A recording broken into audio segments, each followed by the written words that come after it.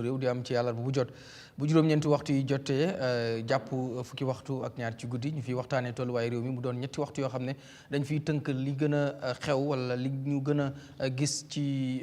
réew mi ci ayu bés bi comme ni ñu koy defee rek ci ayu bés bu jot niki noonu lañ ko doon defee itam ci weeru koor bi moo tax ñu ajoon ko fukki waxtu waaye nag jamono ji leen delluwaat nañ suñu normal time bi di leen wax itam Eid Mubarak di leen ñaanal yéen ñëpp jàmm di leen wax déwénati ñu fekkee ko at yu bëri suñu viewers yëpp fu ñu mën a nekk waaye itam duñ fàtte Christian community bi ñoom ñi tam ñi nga xam ne ñi ngi ci seen lent ba tey di leen ñaanal ñoom itam jàmm ñu yeggale ko si jàmm am nañ mbégte bu baax dellusiwaat tey fas yéene waxtaanee ponk yu am solo ci sunu réew loolu lépp nag ñu war koo tënk ci biir réew mi ci wàllu politique ci wàllu koom gi ci lépp loo xam ne rek dafa aju ci lu réew mi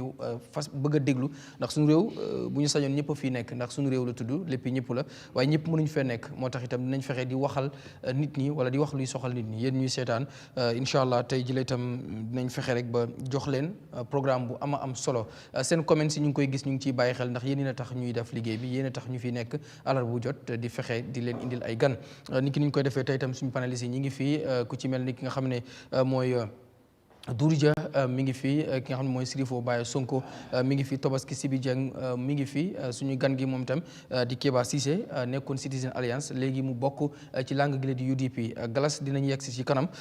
moo ngi ci yoon di ñëw xam na trafic bi ak fu muy jógee dafa xaw a sori waaye léegi tey moom itam ngeen gis ko di nuyu suñu yeneen panélistes yëpp ku ci mel ne ñaawru kooma ak ñeneen ñi nga xam ne ci team bi lañ bokk ni ki ñu koy waxee rek suñu réew léeg-léeg dañuy rotate indi ñële ndax mbiru réew mi la bu ñu sañoon képp ñëpp toog fi ndax da ngay dajeeg ni mu ne la kañ laay ñëw of course si nga bokk ndax suñu réew la mi ngoog tey tamit am na ponk yu ñu tënk laata ñuy dem si suñu gan gi nuyu ko bay nuyu wanteek suñu panélistes yi rek dinañ fexe ba jox leen programme bi ni ñu ko tënkee dinañ daal di dugg itam ci lu jëm ndax ay bés bu nga xam ne génn nañ ci rek ñu ngi doon waxtaanee lu jëm ci report of the National Assembly Special Select Committee mooy bi nga xam ne moom lañ taxawaloon ngir mu lu ñutuwaat lu jëm ci liggéeyu Jaane commission bi te ñu amaloon ko ci moomeelu njiiti réew mi woon di Yahya Jammeh affaire bi mu amee jaxasoo nag ñu taxawaloon loolu ginnaaw loolu report bi génn na report bi nag bi mu génne woon recommandation yi dafa amoon bu ci waxoon ne ki nga xam ne moo nekkoon jëwriñ ji ñu dénk wàllu yoon ak yoonal muy Attorney General Minister of Justice di Ba Tambedou dañ ko rek wax ne dañ ko war a gëstuwaat ci lu jëm ci wàllu economic crimes ak lu jëm ci yeneen yoo xam ne dëxaluñu nañ ko ci boobule report waaye ñu xëyaat nag am leneen lu ci beesaat ci biir report boobule ab motion boo xam ne honorable member bu Lower Salum di Seni Jawara moo dugal boobule motion di wax rek ne dañu war a ameen li nga xam ne rek mooy report boobule ba tey jii gis nañ ñuy wax ne moom mi la sax di Ba Tambedou dañ ko clair ci lu jëm ci loola gis nañ suñu naataangoo yi ci taskatu xibaar wala ci kayitu yéenekaay bind ko di standard newspaper dinañ ci dikk loolu bokk na ci li nga xam ne dinañ ko waxtaanee dikkaat yi tamit ci lu jëm ci njiit réew mi Adama Barrow ëmpule leen ni ci talaata ju ñu génn ni le daal dina rek commission li nga xam ne rek mooy féeri wala ci altine ji commission ab féeri bu yees boo xam ne ni la daal dina tàmbali daw fii ak ñaari semaine loolu la ki nga xam ne mooy boss yi Gambia Ports Authority wax lu tax muy daw ñaari semaine nag loolu samp laaj ndax bu fekkee commission nañ ko ba noppi rek dafa war a daw ni ki 2017 Kunta Kinte dañ ko commission rek immediately after the commissioning mu daal di tàmbali daw lu tax bi am na reason yu mu joxe waaye dinañ indi reason yooyu ndax daf na am na ak moom jotaay ñu waxtaan dinaa ko wax fii ci suñu réew su ko defee tamit ñu debate ci wala ñu waxtaan ci leneen li tam njiiti réew mi ci biir loolu la wax ne his only crime is being the president of the Republic of the Gambia loolu tamit jur coow lu bari nag ci mbir yooyu dinañ fi tamit waxtaanee beneen ponk boo xam ne bu am solo la ci mooy ki nga xam ne rek mooy Amadou Skata Diané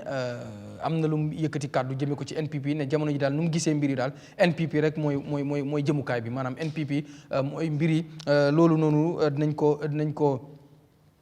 waxtaanee fii ak yeneen yoo xam ne bu ci xajee dinañ ko ci toftal lii daal mooy ponk yu ñuy daal di rek waxtaanee ci biir suñu réew suñu gan gi ni ku ñu leen ko waxee rek Kéba Cissé la bokk fi nga xam ne mooy UDP Mr Cissé am nañ mbégte dara la tey for the first time su ma juumut on suñu réew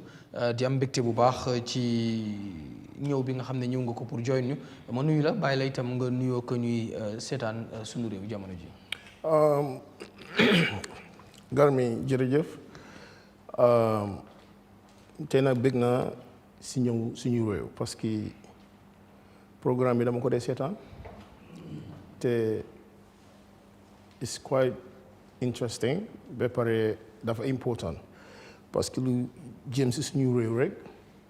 loolu pour ñëpp la so programme bi suñu programme la programme yi Gambien yëpp la parce que duñ fi wax dara rek lu yokka suñ développement yi dëkk waaw so di leen gërëm di leen sant di gërëm panélistes yu fi toog yëpp ba pare di gërëm viewers yi tamit di leen jaajëfal di leen ne nañu seetaan te déglu ñu te enjoy show bi. jërëjëf Galas ñu ngi lay nuyu. asalaamaaleykum. konjibila bisimilah ina wali yàlla ñu ngi nuyu ñëpp di nuyu mbokki Gambia ñi dëkkoo Gambia di nuyu yow Garmi di jël tamit suñ nuyu tamit di ko teg tamit ci ki nga xam ne moom mooy kilifa gi tamit ci biir télé bi muy Lamine di dalal suñ gan moom it ci kër gi la bokka muy brother Keba oncle Keba di nekk tamit koo xam ne nii tamit kuñ yaakaar toppala tamit ci politique dëkk bi bokka tamit ci réew mi tamit ak li ko doxal mu nekk loo xam ne nii tamit nit ñi tamit xam naa ne tamit su fi jógee tamit lu mu fee am yëpp moo nekk ne tamit loo xam ne lu nit ñi tamit di taataan la ak loo xam ne nii tamit dañ koo mun a bàyyi xel because tamit ku bàyyi xel tamit lim dee wax ak li moo bind yëpp tamit di nga gis ne dafa bokk si lu koo xam ne nii tamit ku bokk si réew mi la ak li ko doxal di nuyu suma ko panélistes yi right from my left di nuyu Sibi di nuyu Dudu Ya waaw di nuyu ñëpp ba pare tamit di nuyu tamit ñi nga xam ne tamit ñoom la caabi féetee gannaaw di nuyu suma mbokk yu nekk mile 2 Remain Wing cell 11 waaw di si jiital nuyoo bi tamit ñu fa nekk ñëpp waa jërë ngeen jëf. jaajëf monsieur Dieng. waaw auzu billaahi mina seytaani rajiim bismillaahi rahmaani rahiim maa ngi nuyu suñu mbokki seetaankat yi li ko dooree Banjul bokkoy na ñi nekk si diaspora bi yëpp naan maa ngi nuyu ñëpp naan ñëpp asalaamaaleykum wa rahmatulahi taala wa barakaatuhu di nuyu the entire staff of Eyeafrica TV jël nuyu te ko si loxo Lamine su ma ko nuyu rek mel na ni nuyu na ñëpp di nuyu suñu guest bi di nuyu suma ko panélistes yi Galas Sirifo Bayo Sonko suma broda Dudu Dia maa ngi ko nuyu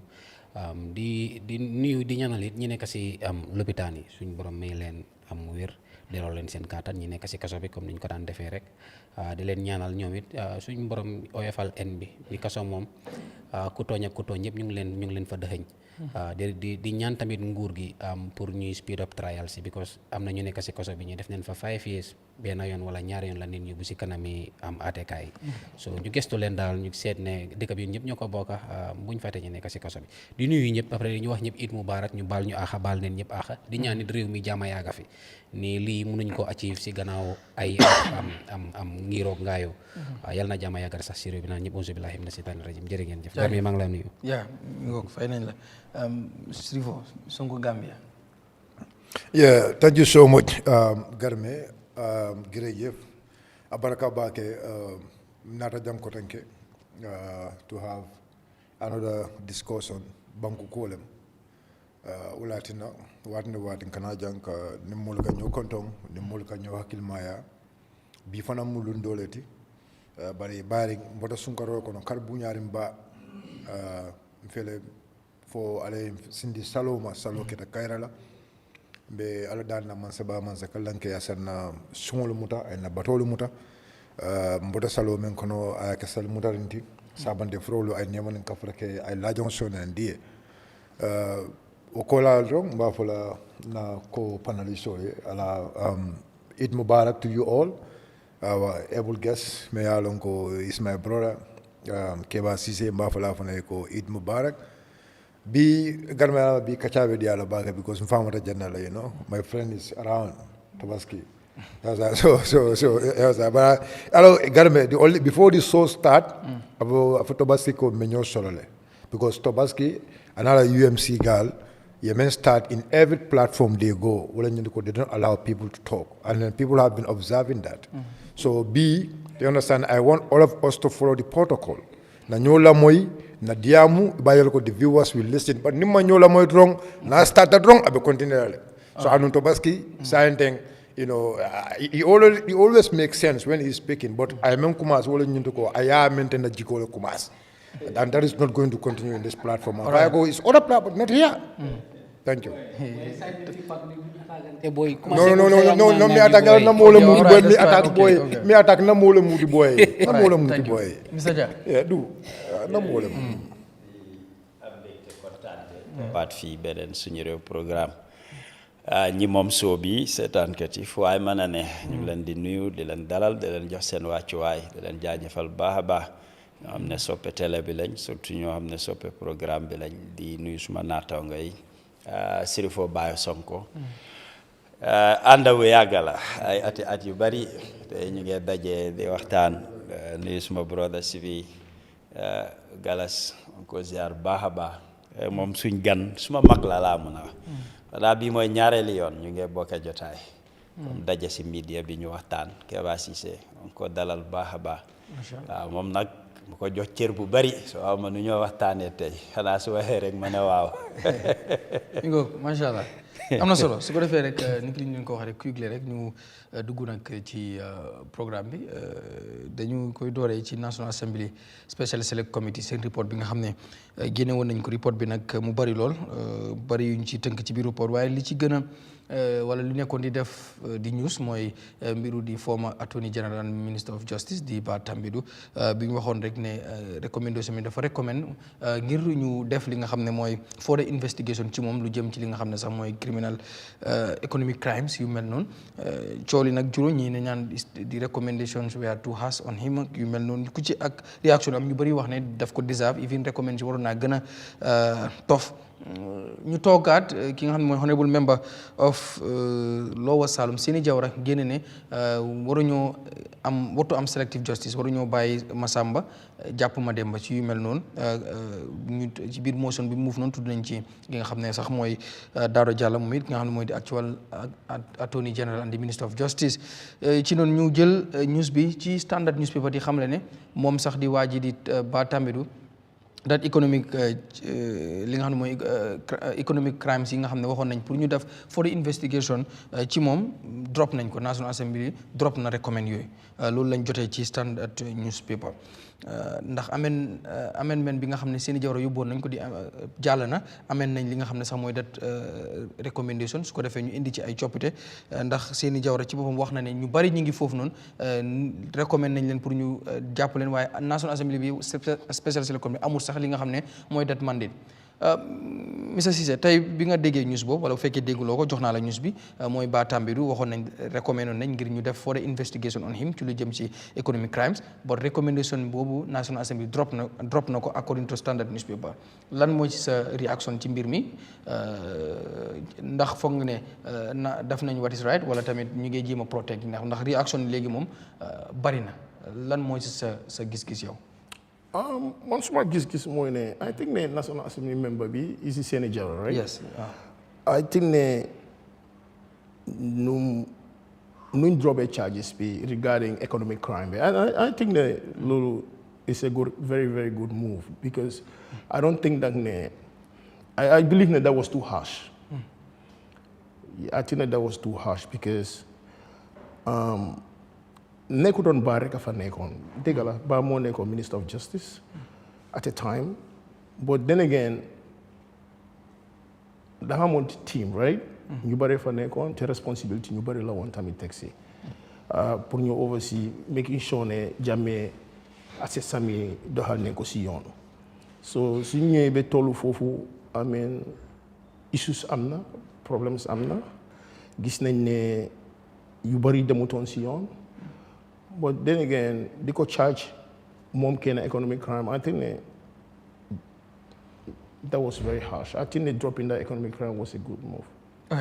nan nga gisee report bi ak recommendation yi because Seni not loo xam ne wax na ko ci biir motion bi but man as a journalist bi ma seen that paper dama ko call pour def further correction in pour am because soo xoolee story bi moo ko bindee sax am na tur bu ma mention boo xam ne ci biir motion bi mentionul ko mooy mbiru Ami Bensouda moom ci boppam wax na ne waruñoo protect kenn even Ami Bensouda ci boppam sax moom wax na ne ku ñu war a mën a xoolaat mbiram la ndax recommendation yi war na ko war a mën a tudd ci yu mel noonu so moom Seni ci boppam mu ngi doon wax loolu cool yi bëri na because Ami booy xool nag amul fenn foo xam ne tudd nañ ko amul kenn ku mën tudd ko si loo xam ne because of conflict interest bi ñuy wax sax waxuñ ne she is conflicted moom passif lañ wax tax nga passif tamit yow doo si mën a wax ne nit that guy wala that person is conflicted waaye ñu bëri tamit dañ jàpp ne am na ñuy wax ne sax Ami gars yi ñemewuñ ko assemblée bi even député yu nekkoon si kaw ñeme wala am na lu ñu nekk di def yow nan nga gisee ne dafa am lu ñu nekk di protect yow sa biir wax nga ko ne dañu war a am bu ñoo caaj waru ñoo caaj kenn bàyyi keneen so yow si biir yooyu yow lan nga nekk di rifa ñan nga wax ñan lañ war a caaj ñan lañ bàyyi ak nanga mën na man dama foog ne dañ war a def thorough investigation. ok loolu lañ war a def because man dama foog ne National Assembly seen recommendation si nii yu bëree bëri dafa des. waaw ati na ne liggéey bu ñu war a def defuñ ko yëpp because nag yi sax kenn xamul kan a jënd nag yi kenn xamul fu nag yi jaar right te if I can remember well Yahya Jammeh dafi bàyyi woon nag yu bëri te dem na ba nga xam ne am na ñoo xam ne ñu ne nag yi ñu ko doon jaay is it $900 or $1,000 right pour benn so bu ñu jeexalee seen li gis ma fenn foo xam ne wax nañ or charge nañ anyone or wax nañ anyone regarding to nag yi ak yeneen so I think ne dañ war a def a thorough investigation to all these things. so da nga jàpp ne rather than ñu jékki-jékki rek pick ñaari nit ñetti nit rek ne ñi dañ leen war a charge I mean I think ne investigation bi dafa des lu bëree bëri moo ci des. ok kon dafa mel ni recommendation bi ñu ko war a xoolaat because léegi gars yi nañ ko xoolaat résolution yi ñu work on résolution xool nan la ñoo def ak yi which mean ne gisoon nañ fi comme Kéba Lang Fofana issue bu mu waxoon ci mbiru Mr Kurang di wax ne he is incompetent ba sax Kurang tàmbale moom it bind di ak kon buñ sukkandikoo si amendment bi nga xam ne Sini Jawara move na that motion and then pour ñu ameen li nga xam ne mooy some of the recommendations yoo xam ne wax na ko. gis nga mbiru Kurang boobu sa yow lan moo si sa xalaat yow. wala gis nga Garmi soo xasee dem ba toog National Assembly ñu jox la liggéey bu mel noonu man dama gëm ne nit ki warta bias soo ko def da nga ko war a teg si yoon te bul partisan right nga teg ko si yoon mu doon loo xam ne dafa war a jub war loo seet ne kii parti bii la bokka kii lii la kële lee la so soo seetoo sax moom suma Facebook post yi am na benn moo fa bind dama believe ne some of them were biased si seen recommendations yi right and I just believe ne it wasn't right because ku mel ni Kurang I mean ñëpp xam ne Kurang is not incompetent come on Kurang for how many years mu ngi si système bi ñaata nit la fi jàngal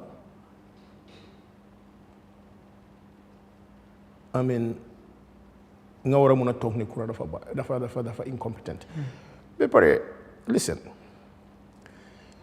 let's not recall ne Kurang buñ ko hire ñu bari ñoo apply I believe ñu interview some of them ñu gis ne Kurang was the most qualified and then ñu hire Kurang so if they believe ne Kurang was incompetent I believe ne di ko doon tànn di ko indi right so I think like, is it Kéba Lang right yeah I believe ne Kéba Lang foofu dafa juum mënoon naa ne ok Kurang xëj na deful liggéeyam nii o juum na fii o fii waaye to call Kurang ne Kurang is very very incompetent I mean I don't think that was right so and I believe ne yow balaa maa dem si panelist yi that thorough investigation bi nga wax bu fekkee foog ne dañ ko def because National Assembly foog naa ne liggéey dañ ci boobu waaye that thorough investigation bu fekkee def nañ ko bu baax a baax ndax foogaloo loxo dina xaw ma yuxu dina jib fu ñu ko foogewul ndax ñëpp ñu nekkoon ci jaane commission boobu ndax foog nga ne ñëpp clean nañ ak ku mën a doon starting from Kurang and everybody gis nga because of liggéey jaane commission bi li ngay wax jaay ay nag duñ ko jaay ak nu mbir yi demee ndax ñëpp clean nañ gis nga Garmi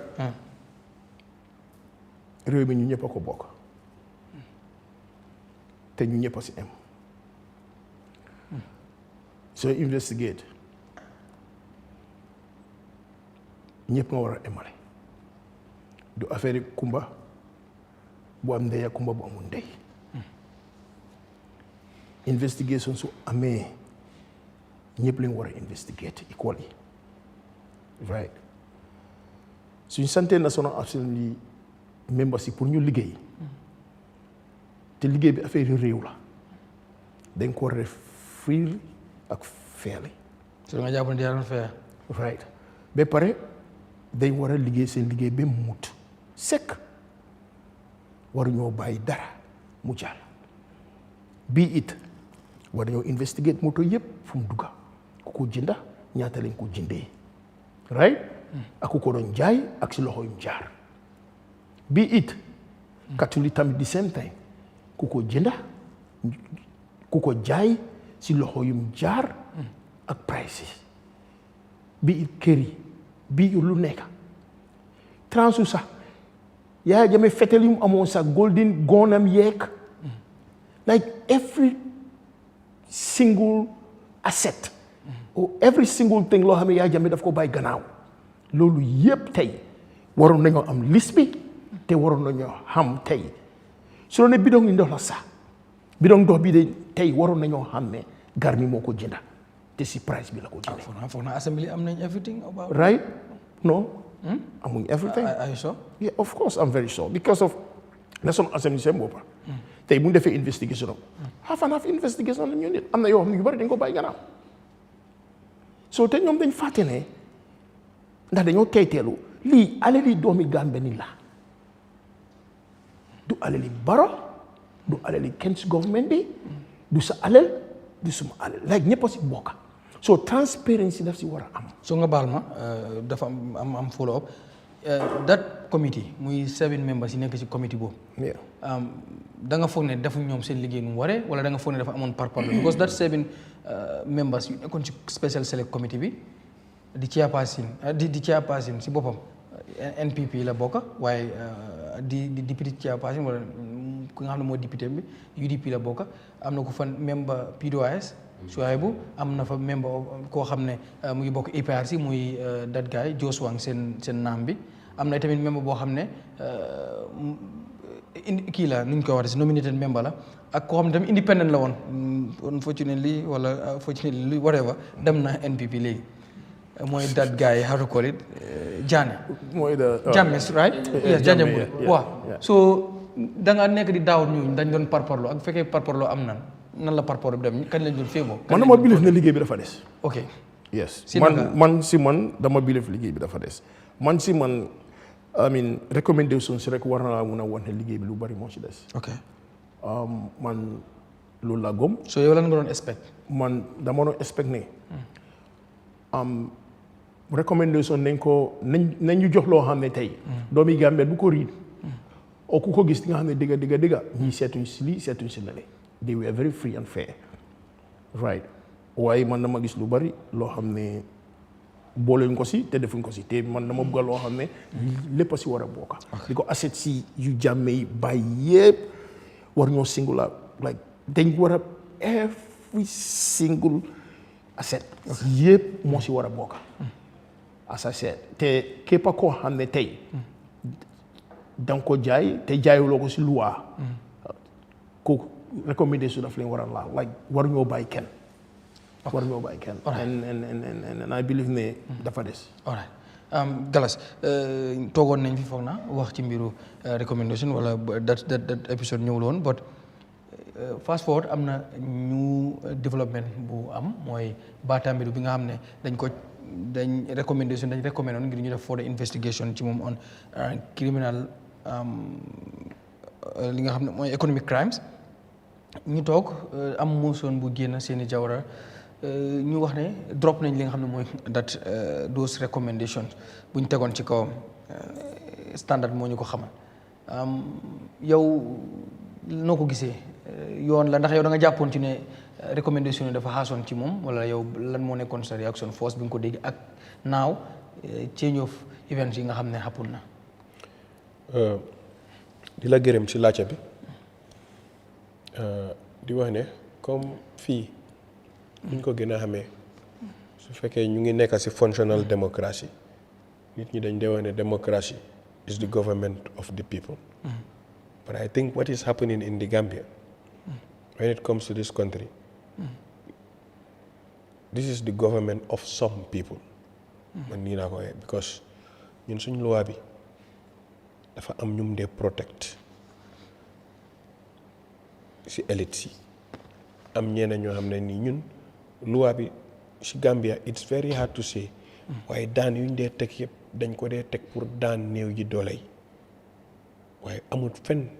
in the past 9 years of this Barrow regime su passé Banja amul kenn si élite si koo xam ne nii mus nañ koo téye yóbbu ko foo xam ne fu mbaxana doonee benn so su fekkee dañu wax commission dooree wut fii dafa am fu mu dooree because Gambia history daf day repeat itself 1994 bu Jawara régime bi daanoo di PPP APRC government bi bu ñëwee dañu hire AMRC ne leen ne pour misappropriation of funds yu happen from 1965 ba 1994 yëpp luñ embezzle nañ ko téye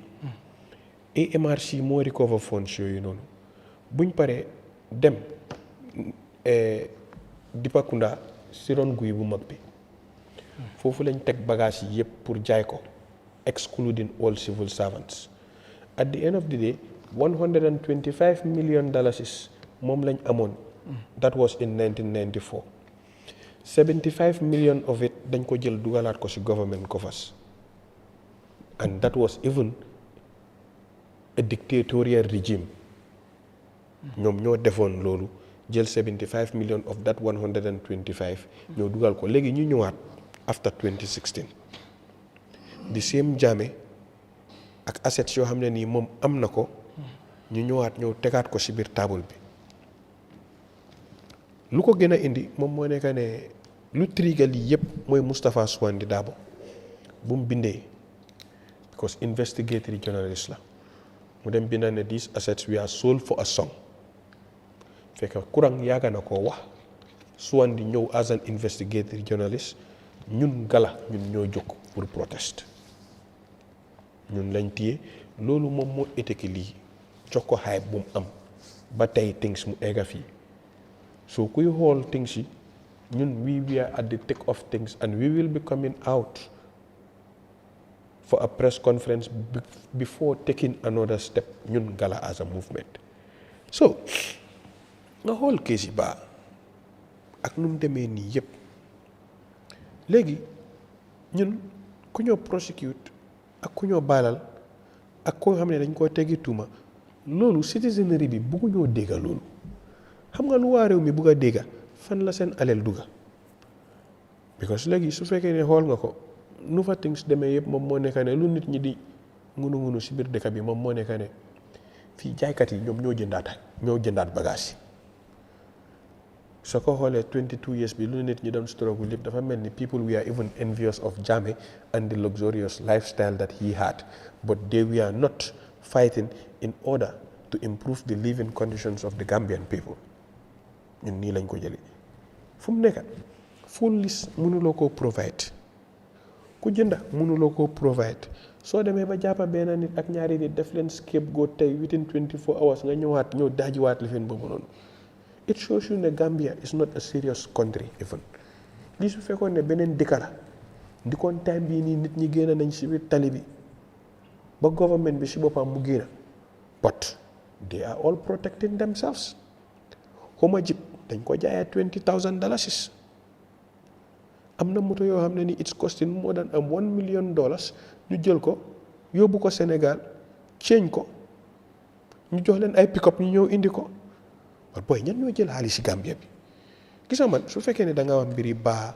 mbiri Ami Bensouda ok they do their own things here but in here they were managing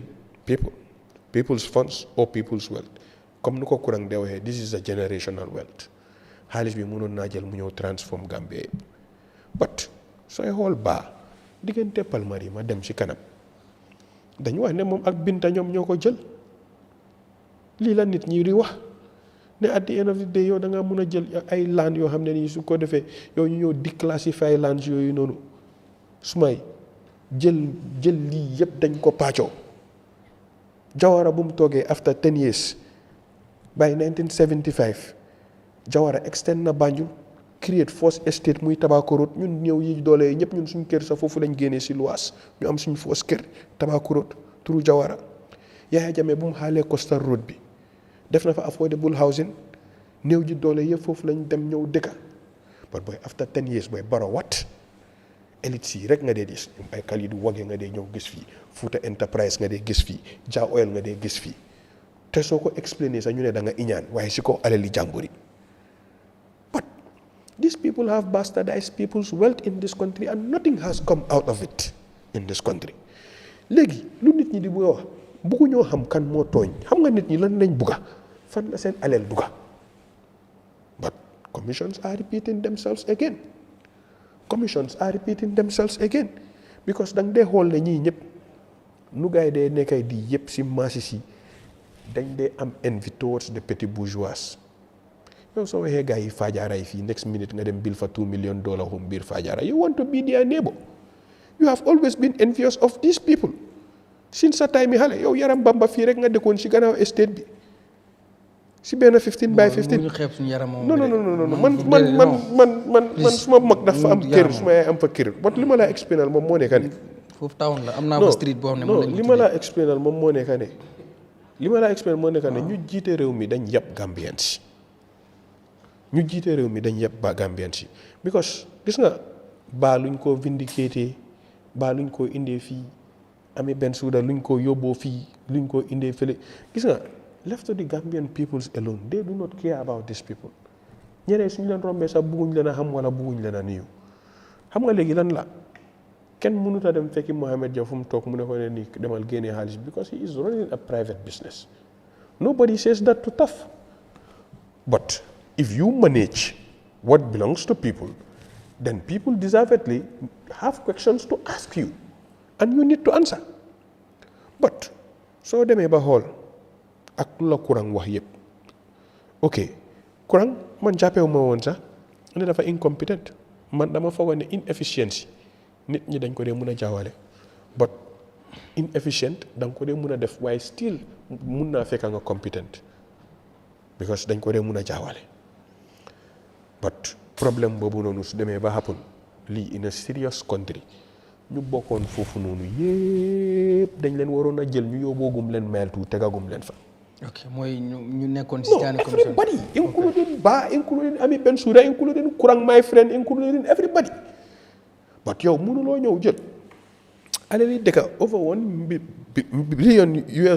I don't know so yow léegi nga ñëw jël xaalis boobu noonu yëpp ay Homa Jeep 20 taaw ay Toyota 3 taaw ay nag $900 ba pare booy ñu ñëw di toogante si biir dëkk bi di tasee si ngénte yi ak taka yi nii booy mel ni comme dara xewut booy lii Gambia rek lam dee mun a am soo léegi lu leer ba leer mooy ñun we are coming we are having our press conference after that we are going to do a serious consultation meeting as far as Gala is concerned. Now, at the end of the day, what the Gambian people want, if they say that we should come out in the streets again, and they are going to take us to mile 2 again, so be it. But lii da nga dee toog gis nga fu mu nekk dëkk bi Barrow dafa dem ba nanda nit ñi problème bu happen suñ ko ne 66 xale dee na du daaxa ministre bi de dafa ne ok léegi call nañ panel ñu ngi ubbi investigation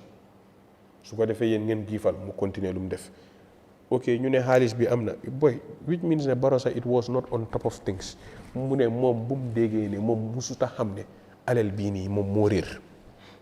so yow su la ko président waxee yow xamal ne kii he is not on top of things then there is someone else who is controlling this country then who yow su fekkee ne dañ yokka internet nit ñi dem protest ñu téye leen da ngaa ne ok ubbi nañ investigation panel they will look at things so léegi yow ku génn si tali bi rek nga dem teg ubbi nañ investigation panel they will look at things but nothing seems to be coming out of all of these things so léegi man li ma wax moom moo nekk ne xaw ma Ba xaw ma Ami xaw ma benn lead commissioner bu fekkee ne moom moo fa nekk but su fekkee ne as early as 1994 AMRC can do that great job pour recover assets yoo xam ne nii was part of the PPP regime sell ko for 125 million 75 bi yëpp ñu ñëw dugal ko si biir keesu nguur bi yow ñu ñëw ba fii over $1 billion ñëw fii réer fii ba pare at the end of the day mënuñoo account for these things if we cannot account for something yow soo ma dénkee dara ba pare nga ñëw ma ne la ne dafa réer wala gisuma ko am nga right pour yóbbu ma police so lii daal man fii laa bugg a emagum towards this case ba pare di wax ne daal Gambian people yi lu gars yi bugg a deserve pour xam nekkut comme li nga xam ne moom la rubber stamp National Assembly bi di def luñ bugg a xam moom moo nekk ne alali nit ñi fan la dugga pour mu génn. yes Mr Sibi lan mooy sa réaction ci mbiru Special Select Committee seen report bi li si mujjee xew wala lu ci xewagu mooy amee nañ recommendation yi gis nañ tamit standard moom mu bind ne Ba Tambedou li ñu waxoon ne pour ñu def further investigation ci lu jëm ci economic crimes loolu withdraw nañ ko ban gis-gis nga ci am ci biir loolu noonu. waaw nekk na loo xam ne am nga lu ne dañ koo jëlee lu nekk dañ ko war a jël ak xel especially issues yi nga xamante ne dafa nekk di affect suñu réew mu ndaw mi ñu ne Gambia amut or amut jama waaye am nañ suñ lu ndaw li nga xam ne suñ borom may nañu ko mooy taxin yaaga collect di former régime yaaga ko embezzle man gëm naa ne political will bi tamit nekku fa te gëm naa ne su doon ne political will bi was there man foogoon naa ne tey duñ doon am commission sax buy ñëwaat di investigate at a previous commission but foog naa su fekkee ne ñu bëri review neen report bi nekk naa loo xam ne ñoom def nañ si liggéey bu xarañ muy clerk of the National Assembly ak committee bi nga xamante ne ñoom lañ tànnoon pour ñu def seen liggéey càmbaraat mbir ñi xool lan moo jaar yoon ak lan moo jaarut yoon ñu ñëwaat seen recommendation so man foog naa démba oo barki démba suma mistake ut laa gis Facebook ne kii honorable Jawara dafa pass motion ne dëkk bi warta nekk dëkk boo xam ne ku ma mu am ndey la ku ma mu amul ndey bam distinctively mention Ba Tambedou ak Ami Bensouda buggale naa toolale foog naa lu nekk dañ koo jëlee xel dañoo go back to evidence lan la evidence bi wax parce que tey man su ma waree tëb di tuumal nit wala di tudda nit si dara dama war a am ay firnde yu leer yu ma mun a teg si table bi ne lii clear evidence la ne diw moom moo jël xaalis bi wala moom moo jaay lii but gëm naa ne suñ si going back to the recommendations nga seet tamit document bi daf laa won ne Ba Tambedou moom moo nekkoon ki nga xamante ne moo doon orchestrate moo doon facilitate ñeneen ñi sax seen appointment letter si moo leen ko jox dem na ba affaire receiver yi gis neen conflict of interest bi fa am bi Alpha Capital ñëwee explain ñun ñëpp gis neen moom mu ne Saudi la dajee Alpha ñoom Saudi lañ dajee bi mu ñëwee Gambia bi mu gisee lii bi noonu lañ gisante soo demee si record si register of companies mu ngi laa woon ne company bi ñu ko registré ak biñ setobee lii bi sax soriwul so mu nekk company boo xam ne yàggut a commencé fay tax ñu jox leen xaalis boo xamante ne ni ay milliards la pour ñu manage while ñu ngi am other government entities yi nga xamante ne mënoon nañu take up the responsibilities so dangaa delluwaat back to Ba Tambedou moom yan tuumal lañ ko teg te tuuma yéen ko teg ñoom dañ am concrete evidence because wane nañ ne soo seetee even koppar bi nga xamante ne ni moo jaar si loxo receiver bi ak naka lañ ko dee waxaatee mu deposit ko to the consolidated fund bi nekk central bank li ngay xaymoon si assets yi boos $304 million nguuri Gambia foog naa leen si jot a receive si li gaay wax yëpp foog naa soo seetee document bi woos ñu ne 2 million lañ jotoon a receive léegi soo ñëwee si assets yi nga xamante ne ni moom lañ jaay foog naa it was around 1.7 billion waaye Alpha Capital receiver bi ki doon auction bagage yi ki gaay jox affaire yi pour mu auction ñu ne liggéey bi gaay cegee yëpp gis nañ ne 1.2 billion dalasis la receive la gaay deposit si account bi so roughly 400 and something millions are yet to be accounted for as we are speaking so loolu yëpp dafa happen under the watch of Ba Tambedou because at the end of the day da ngaa seet commission bi dañu amoon term of reference dañu amoon TOR da nga am commissioner bi chairperson bi nga am député mi den nga am di lead counsel ki nga moo doon lead investigation muy Ami Bensouda so man dama gëm ne no matter what wax bi dem na ñëw na recommendation si lan la wax foog naa amut fenn fu mu tuddee Surahata Jaane mi nga xamante ne moo nekkoon chairperson ni commission bi ne jël na xaalis wala jaay na foog naa government bi dañ appointoon koo xam ne moo doon war a def jaay bi muy receiver bi muy Alpha Capital you get it secretariat bi was there to take records amoon nañ people yoo xam ne they were from the office of the president amoon nañ nit yoo xamante ne ni I believe they were from the vehicle control unit understand so nekkutoon ne foog naa di commissioners muy Surahata Jaane Jallow the rest di investigators yi ñoom ñoo doon wër di jaay lii dafa war a nekk loo xam ne lu leer la si lu war a leer si askani Gambien yi la because dafa am perception bu nekk di go around because ñii nekk nañ ñoo xam ne dañ amoon task bu lañ teg mooy pour ñu investigate defar seen report term of reference bi was all on that ñoom biñ paree ñoom dañ créé seen own term of reference bi nga xam ne si loolu lañ doon sukkandiku pour liggéey but secrétariat bi mooy kii gars yi mujjee indi bi courant demee moom wax na ne specifying on ñoom seen administrative liggéey bi ñu doon def muy lead counsel bi ak commissioners yi ku nekk what was your specific term of reference lead counsel bi lan mooy liggéeyam but it was just a verbal ne she was leading investigations you get it ak yan witnesses lañ need pour investigate but jaay bi there was a specific individual responsible pour jaay nag yi loolu moo indi woon issue bi ne ñun ñëpp xam nañ ne end result of government funds are receipts we all know that end result of selling government assets are receipts so why is it that even Alpha Capital mënut a provide receipts yi nga xamante ne ni moom la doon use di auction nag yi $1,000 yi di auction ay moto comme ni ko suma brother Galas waxee pon benn pono xoma rek am na pono camion yi nga xamante ne is $40,000 nga jaay full xoma $20,000. su les commission bi ñoom tamit ñoom mënuñoo na nekkul seen responsabilité pour ñoom tamit ñu keep those records comme da jaane commission if fekkee Alpha Capital as a receiver. lu xam nga man leeral li nga wax ni understand leeral naa comme affaire yi what was the reasons ak ku nekkal moo nekk sa term of reference ñoom bi doon def fa nga doon mën a nekkal lawyer nga nekk ngay ñëw code bi xam nga ñi lañ njëkkoon a appoint as lii nii receiver I forget the name of the company again kii ñi la naka la waat that British company I forget the name Augustus Prom then mu dem ba si biir because of ñu ne conflict of interest ngay push Augustus Prom koo xam ne xam nga 3% xam nga 4% la leen doon laajte ñu dem ñu jël Alpha Capital koo xam ne Ba Tambedou mu ne ñoom fële lañ dajee Saudi Arabia ngay jox ko a proportion of roughly I believe 10% which was outrageous. Mr Dieng si loolu noonu yow kan ngaa blame si loolu ku ma blame mooy système bi lay blame because at the end of the day man du mënumaa gëm ne di nga appoint a receiver ku war a receive assets si ba pare war a oversee moo war a nekk di head auctioneer of the products man gëmuma ne kooku war naa mën a taxaw mu ne nguur ma ameewut receipts of kan laa jaay kan moo jënda ñaata la jëndee ndax value bi nga jaayee sax ndax product bi loolu la jar parce que ñun ñëpp xam nañ ne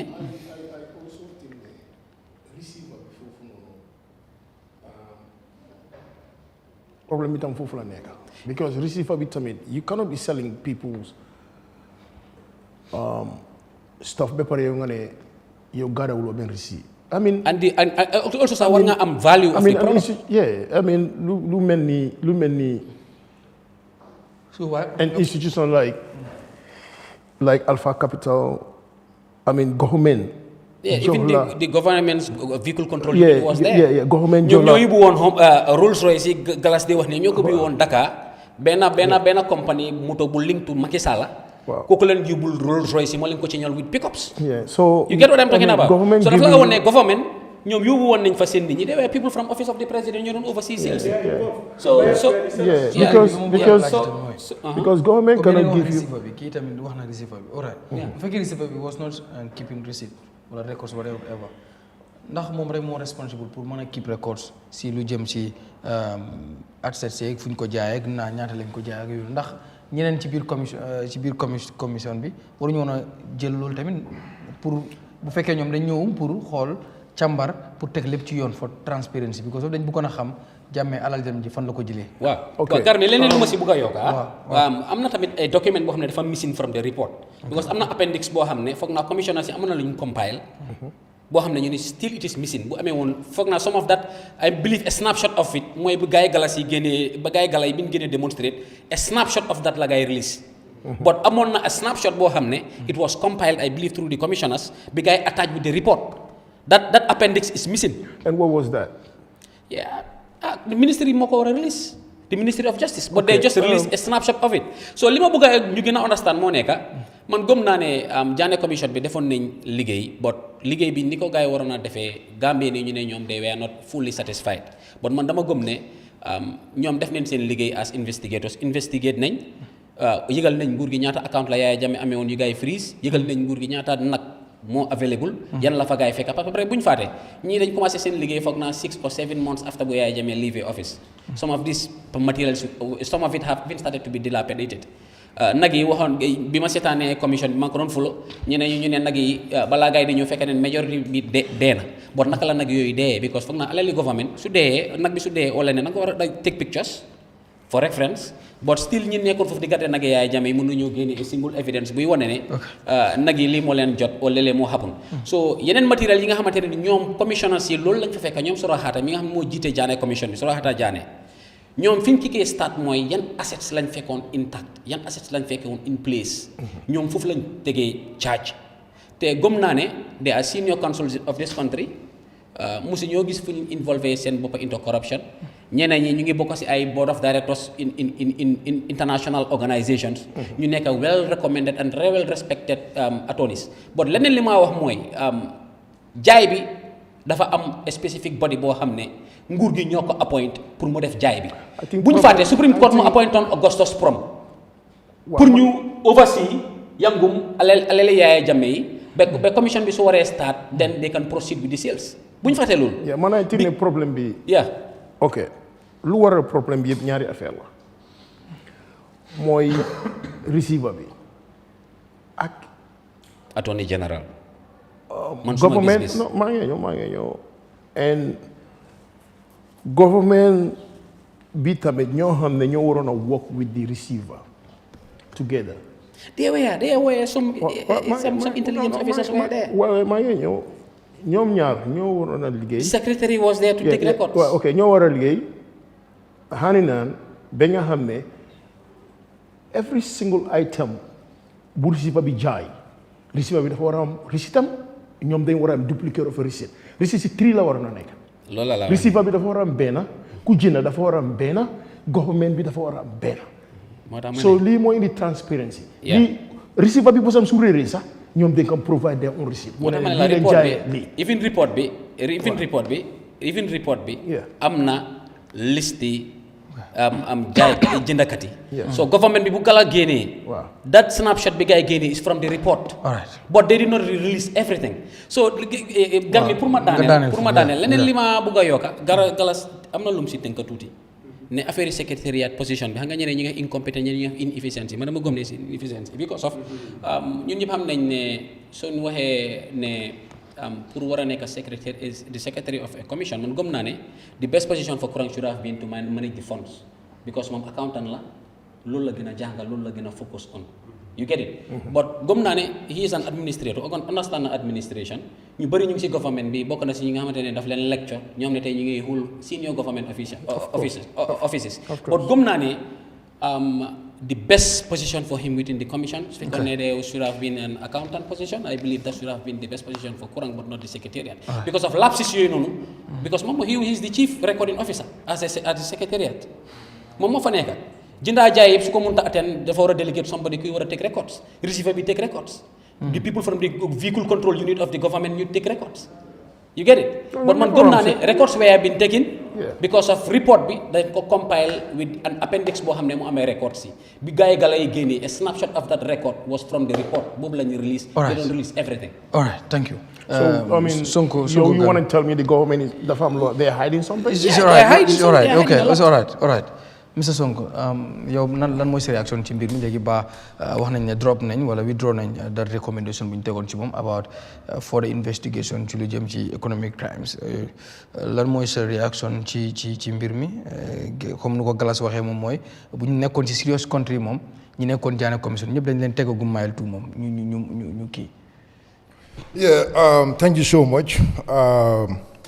I actually disagree with Galaxy for that comment. Galaxy man. Yeah, Galaxy.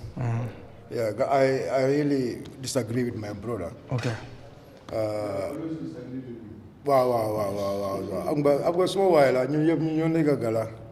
but wax bobu nonu disagree nako because the thing is here. You know this commission, man, dama foog ne people are just being outsmart by the government or by the National Assembly Select Committee.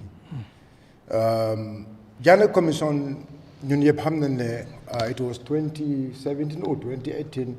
when the Jana Commission was found. lan moo reason boo am ne Jammeh commission why did government really organize Jammeh commission lu tax why minatina government ye Jammeh commission set this is one of the things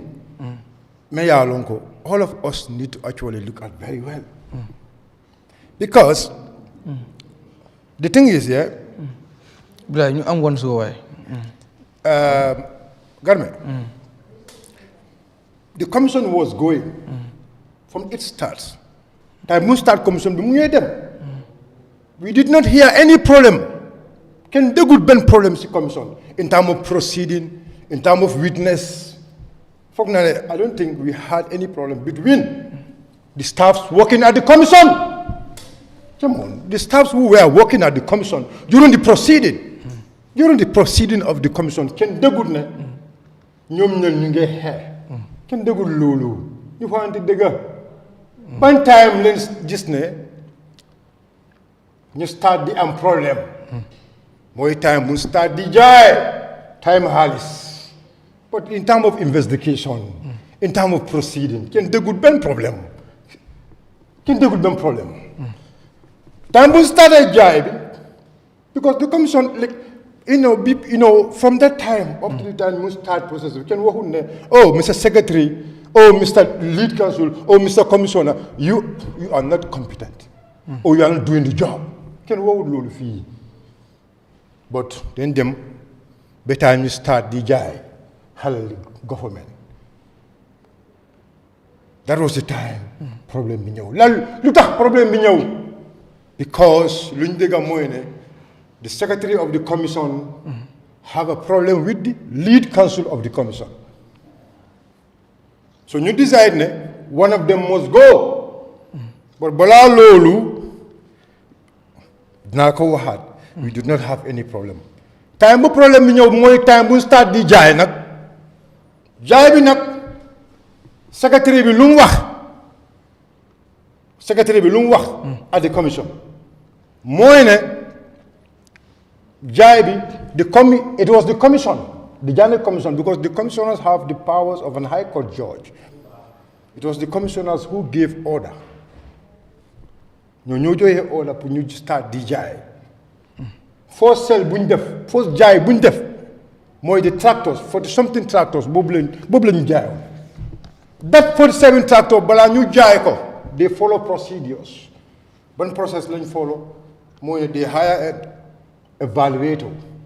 nit ko xam ne dafa ñëw value every single item boo xam ne dañoo jaay parce que loi bi loolu la wax loi bi mu ne any state property boo xam ne nga koo jaay da nga ko evaluate so you have to hire a qualified evaluator to come mu value property si yooyu noonu ba pare auctioneer mu ñëw the evaluator and auctioneer sometimes they are not the same normally they aren't even the same auctioneer mu ñëw auctioneer bi tamit dafa am percentage boo xam ne boobu lañ ko dee fay time auction bi boobu lañ ko dee fay auctioneer bi ñëw so all this process was done bi ñu start di jaay tractors yi first 40-something tractors bu ñu jaay ñun yëpp gis nañ ko they made almost 10.5 million 10.5 million lañ am 10.5 million boobu nag 40-something tractors. So the list of the evaluator, because evaluator it was not the secretary. It was not the secretary, it was not the lead counsel, it was not any member of the staff, it was an independent evaluator. Boom value out of the 40-something tractors, the new state we should actually have not less than 5 million plus. But thank God, guy, they make a public tender bobu nak. All the tractors sold, census numbers, it was all recorded. If we are talking about the job of a secretary, that is why the secretary have to do his job. You have to record all the items one the yanko jai. The price one the value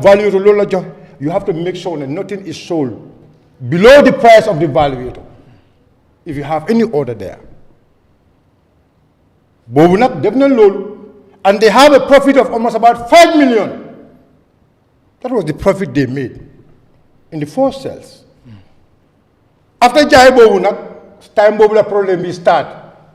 su time mu problème bi start ñu daaxa secretary bi time mu daaxa secretary bi lan leen def they went and bring a secretary from the ministry léegi they don't call for an independent secretary now and when the first commission time mu ñoo start commission bi lan lañ wax ñu ne they have to fish for somebody boo xam ne kooku musuta liggéey Yahya Jammeh and the only person they could able to get at the time or the only person boo xam ne boobu more qualified to do the job at the very time ñu ne it was Alhaji Mamadou Kuram because he did not work for Jammeh so ñu jël Alhaji Mamadou ñu leen so Alhaji Mamadou Kuram when he is leaving dañu war a they should have invited other Gambians they can search for another Gambians and bind but lan leen def they went to the ministry and bring one of the deputy PS boobu nag dafa ñëw si commission bi tamit lan la wax mu ne moom tam bu mu ñëw her role some of her role was been hijacked mu ne dafa dañ hijack role am moo ko wax de man waxuma ko de moom moo ko wax ñu laaj ko ñu ne kan moo hijack sa role bi mu ne the two juniors who are working under her they were reporting to the lead counsel moom moo ko wax man waxuma ko. kan moo wax loolu. the secretary. Secretary, if you go to the record, secretary bu ñëw bu ñu àndee from the secretary bu ñu isee from the ministry jigéen bi moom moo ko wax. Ramatoulaye Sarr moom moo ko wax soo demee si report bi dina la ko moom moo ko wax mu ne the two people working under her during the sales they were not reporting to her but ok balaa ñu àggal loolu time bu secretary boobu ñëw because Alhaji Mamadou Kuram left the commission around June. And the second sales of the tractors happened when? The second sales of the tractors happened in October. October that time when you they go two teams. The other team went to the North Bank and the other team went to the South Bank through West Coast. Send for sales auction they sold almost 90-something tractors. 90-something tractors. That 97 tractors, they could not give us the proper record of the 97 tractors. Like the way Alhaji Mamadou Kuram, when he was there, like the way they sold, the 40-something tractors, they could not give us the details. The chassis numbers, the type of tractors, blah, blah. They could not provide those who are, they could not provide us a proper detail of the 90-something tractors. They could not provide us that. Because don't let this commission be. So lady, they couldn't provide us that and Nyara Harris Lenges after selling 90-something tractors, 13 million plus. 13 million. 13 point some million. The first auction for the something tractors, 10.5 million. Second auction, 90-something tractors, 13 point some million. So that's where the problem started. Because of the level, the time space, from June to July, they said the materials were dilapidated. That was what they said in the record. Bagasi didn't start the year. Little motor they could not have. That was what they used. The motor they could not have much money. They could not make a lot of money like the first sales.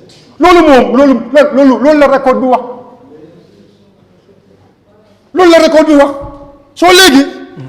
time boobu la problème bi start si commission bi garmi time ba problème boobu si start si commission bi nag nit yi nag Gambian si foofu la ñu war a xool Alhaji Mamadou Kuram case understand anga su ma nekk di ko wax dañ foog ne because of tey maa ngi nekk ak moom waaw ok tey maa ngi nekk ak moom but the thing is lu ma nekk di wax daal loolu lañ binda daal loolu lañ bindut this is what we should act that's the foundation commission bi foofu lañu every one of us foofu la ñu war a xool and then I refer you to the report page 61 to page 63. Who you refer there? Everybody viewers yi yëpp ngeen dem read report bi paragraph 203 bi nga dem paragraph 217 read leen loolu that is where all the problem starts dañu waxee loolu rek because the thing is commission bi they told them to investigate for example. Now, and then they investigate, and they confiscate whatever, they take everything, and they have the record. It should be one thing. Either the commission hand over that straight to the government, and government do everything. If that happens, nobody is going to blame any single person in the commission. So at the time, so when they did all the investigation or timely investigation, they did not allow them to get into any financial dealing. Maybe problem be can more accuse commissioners, can more accuse lead counsel, can more accuse any staff from the commission, can do accuse because they some generational wealth. It was investigated by them, it was collected by them, and then they give it to the state. So we are going to call on the state to make sure they provide us our generational wealth. But that was not what they did. Now, you have 2 minutes. They went to the commission, they went to the parliament. Right now, the parliament, Ba Tambedou. Garma wana lolu. Tambuma just they charge Ba Tambedou, they should investigate and charge him for economic crime. Even that statement is even wrong. Garme. It's like the people there in the commission, they should actually know that. You need to investigate. Wow. You charge him economic crime. But if you cannot investigate him, if you cannot tell him, because the man came before you, it was investigated by you people. It was investigated by the National Assembly Select Committee. But maybe so we know they don't have the mandate to. No. But it was investigated. No, listen. It was investigated by the National Assembly Select Committee. The National Assembly Select Committee should be able to tell us in their investigation what did they found. Let them just about them. Right now, when they do that, and then they say they recommend him to be investigated by the police and to be charged with the right charges. For example, but you cannot identify and get because economic crime, you don't just jump and get charged. Economic crime, you have to tell us nyata halis. Economic crime, any law, go and ask any lawyers. Someone charging economic crime, you should tell me nyata yahoo. How much money I made the state to lose. But these people cannot tell us exactly the amount of money Ba Tambedou maybe embezzle or Ba Tambedou whatever. So so when I saw that they did not actually tell us the exact amount of money, we should warrant them to take Ba Tambedou to charge him for an economic crime. Then this thing is going to be, they will reverse it. Okay. So for the National Assembly to come and say, it should not be Kumbabu Amundei, Kumbabu Amundei, Lulu, that was a right statement. If it's one thing, they spend our money, they investigate, if they cannot tell us what exactly happened, or understand, and they feel like they do not have the right to charge anybody, now what they will do is let them take all the file, all the evidence they have. You talk to police and let the police do the job. Because one, the executive could not do the job. They did the job and they messed it up. The National Assembly is another branch of government. They did the job, they messed it up. Now let them give it to the police to do the job. Thank you. Let the police do the job. Let the police investigate. Let the police check this. Whoever is faulted, let the police take that person to the court. Thank you. Don't let expect from these people. But they think they can play with our mind, telling us incompetent or not incompetent. I'm not being a question. The question is.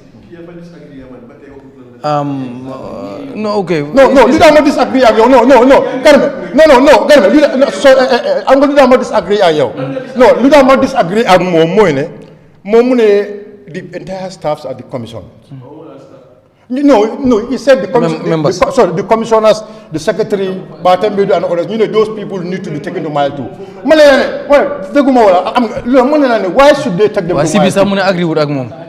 All right, that's fine. Why should they take them to mile 2? Let's move on. Why should they take them to? Because you should take somebody to mile 2 through an offense. But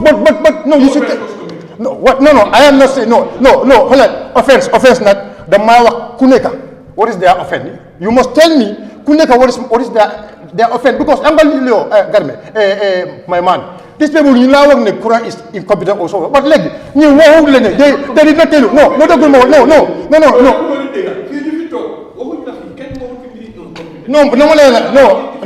not talking about even inefficiency. No, tell me what was the inefficiency. Why in the report, Quran is insufficient, inefficient. Quran most stop pour guy jël record. Moy fan.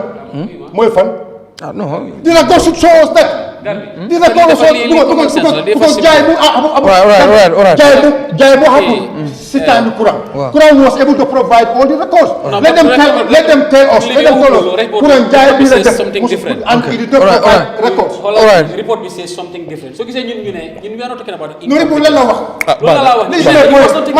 I tried to be guided in the report. Sonko, what we are saying is report he was not taking records. Bad record. He was not. Go to the report. Defend Quran. No, bad record. No, you read the records. Bad record left to provide. Because when Quran was leaving the commission, Quran handed over everything. And then can take it from any of the commissioners or any of the people working at the commission. Quran failed to provide this when he was handing over. I agree with the committee. You want to take a boy? Let us not allow these people to baffle us. Let us not allow. Okay, all right. Merci. Lima nekk di wax Sonko mooy man li ma nekk di wax Sonko mooy gis nga committee bi suñ ne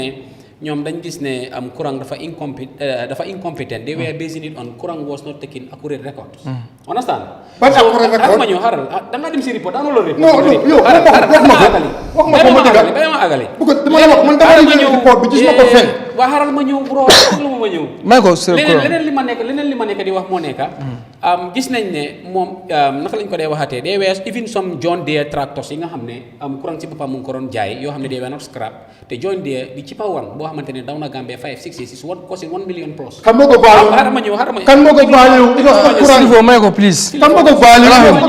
Okay, yow please tunga dama war a dem si duudu tamit. Okay. Ma déglu loolu mooy problème. Waaw just quickly dama war a dem si duudu li ma understand mooy you cannot sell a John Deere tractor that is working that is not a scrap even for 50 or 60 or 70,000. But kan moo ko value? Dama déglu ma Daniel. Daniel sa problème nekk loo di déglu. Da nga déglu. Day foog ñu déglu wante man nekk yaa ngi wax commission la fil. Kan moo ko value? Am na li ma problème bi ma ne. Kan moo ko value? Kan moo value leneen li ma si bëgg a boole mooy. Waaw Daniel foofu please. Gars gis nañ gars jaay ay nag yoo xam ne $1,000 nag 900. ba kan moo jaay nag yooyu noonu teelu ma ñëw kan moo jaay nag yooyu noonu gis nga li ñoo wax mooy kan moo jaay nag yooyu noonu xam nga doon looya Kurang da ngaa déglu non ma ne la kan moo jaay nag yooyu noonu xam naa garmi dina fi invite Kurang affaire nag they took the money to the court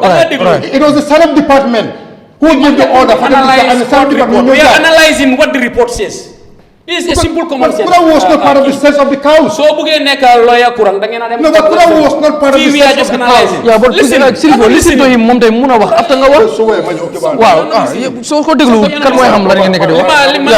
li ma si bëgg a yokk dafa simple. Man li ma si bëgg a yokk dafa simple. Waaw please gaaw soo gisee tam ñu ne incompetence. am na feneen fu gaay société even di initially bu moom interview am bi ko gars yi ooyee am na place yoo xam ne sax Kurang went with money xaalis yoo xam ne jaay nañ ko he went with it for 2 days or 3 days before even deposited it in account. So yëpp nekk na incompetent issues yi nga xam ne ñoom loolu la ñu wax ne is incompetent at their own level but man suma own level dama ne inefficiency dama ne is inefficiency because of Kurang soo ko seetee ba seet Kurang amul qualification si pour war a nekk sax uy ma fii the secretary of the commission because Kurang he is an accountant or a certified chartered accountant. So léegi suñ ko doon dénk place man dama gëm ne the best position was to manage the finances or xaalis yi nga xamante ne ni mooy dem si commission bi mu jaar si loxom but soo ñëwee si administratively man dama believe ne there could have been a much more competent individual boo xamante ne ma waroon a mandat position because da nga doon gis ne lapses yi nii noonu yi gars yi di wax yëpp man dama doon gis loolu mënoon it could have been avoided but soo ñëwee man I have no difference with Kurang awma leneen man li ma riit man loolu laay wax ak li ma seetaan ak lu ma gis man loolu laay toog fii ma defend ko but soo ñëwee si site boobu noonu there are lot of lapses yoo xam ne suñ ko fi waree toppa waxtaan bi dafa drag the best way mooy yow sa boppa nga invite Kurang mu ñëw di wax fii am na ñoo xam ne ñu ngi ñoo déglu jënd nañ ci ay bagages yi seen tur feeñu fa waaye ñu ngi toog noppi ne teg fan la problème bi nekka Ba Tambedou doo ko ci mun a génnee ngir ci jamono boobu APRC def nañ press conference yu bari di junju mbir yu mel nii waaye dañu joxoon noppa bu bon bi ci yëpp ñu gis ne fi ñu doon dal duñ fa xëj am na guest house bu fa nekk ñu bëggoon koo use bi ñu waxtaanee ci executive bi man lañ yónni woon ma dem Augustus Prom seen office bu nekk Westfield ma dem gis leen won leen suñ bébét ak liñ bugga ne dañ am xew-xew Kanilaay te bugga nañoo use guest house bu fa nekk ñu won ñu ne dañ war a dem pour binda wax ñu ban façon event la kañ lañ koo use for how long comme wax lépp loo xam ne moom lañ soxla pour def ko jamono boobu man maa nekkoon secretary maa bindoon ma yóbbu ko bi ma ko yóbboo ñoom seen boppa ñu minute ko ñu jox ñu ay contact ñu won ñu ne suñ fa demee bagage yi fa nekk nañ ko confirm ba lañ ko yu suñ paree béréb bi nuñ ko fekkee comme nañ balee setal mbir yëpp gis na yëpp isini taak ñu delloo caabi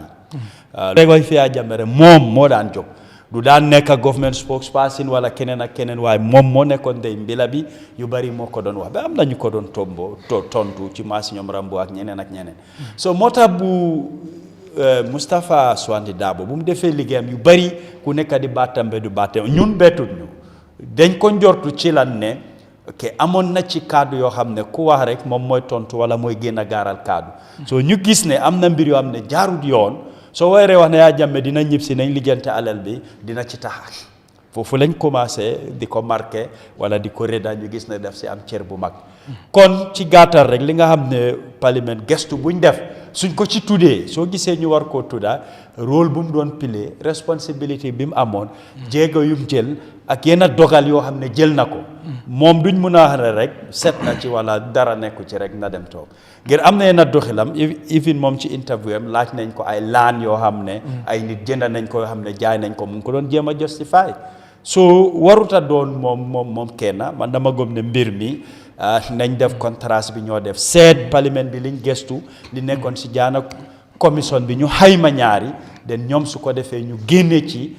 loo xam ne mooy diw ak diw dañ leen tudda te ñoom si seen report ñi ngeen ne am na ñoo xam ne maanaam wax nañ seen tur wax nañ fa benn turi Ibrahima waaye mënu ñoo xam kan la ci so yii yëpp lu ñu war a toppala ba war see mun a am lu leer na ñoo xam kan moo jël lan fan lañ ko dugal ñu lijjante ko lii yi fi réew la waruta nekk comme ñuy tudda sa ay nit ne diw cër bi la si am kii góorgóorlu na kii góorgóorlu at the end of the day mooy liñ jël jaay ko kan lañ ko jaay ñaata la ana xaalis bi fan la duga loolu lañ war a lijjante nit ñi mun cee am firnde yu leer ñu gis ne ñii ñoo ci involve lii lañ mun am na ñoo xam ne sax liñ amee dañ ko war a toppa ñu dem nangu ko ñeena ñi misaal ci luñ leen ko jaayee nañ leen delloo xaalis boobu te am na yoo xam ne xëj na su dee ay moto la di nga ne gisawuñ moto am na yoo xam ne ay kër la yéen ay property la loo xam ne nit ñi liñ ko jëndee waaye lu bari comme ci commission bi tam yéen a xayma yi ñoom ñoo ko def ne lii lañ koo jaay dafa am yoo xam ne dañ ko auction waaye ñoom i neen la nekkul public auction boo xam ne nit ñi dañ ko yëg wala am nañ ci ay firnde ay fekkee liñ jënda yéen a record suñ jël comme complete gis nañ ko ci parliamentary hearing si ñoo xam ne ñëw nañ di leen laaj ay kayit ñu ne kayiti gisuñ ko yooyu du war a mun a nekk ay nettali ci office buñ nekkoon maanaam seet nañ kayiti waaye gisuñ ko ak ku mel noonu loolu dafa bari lenta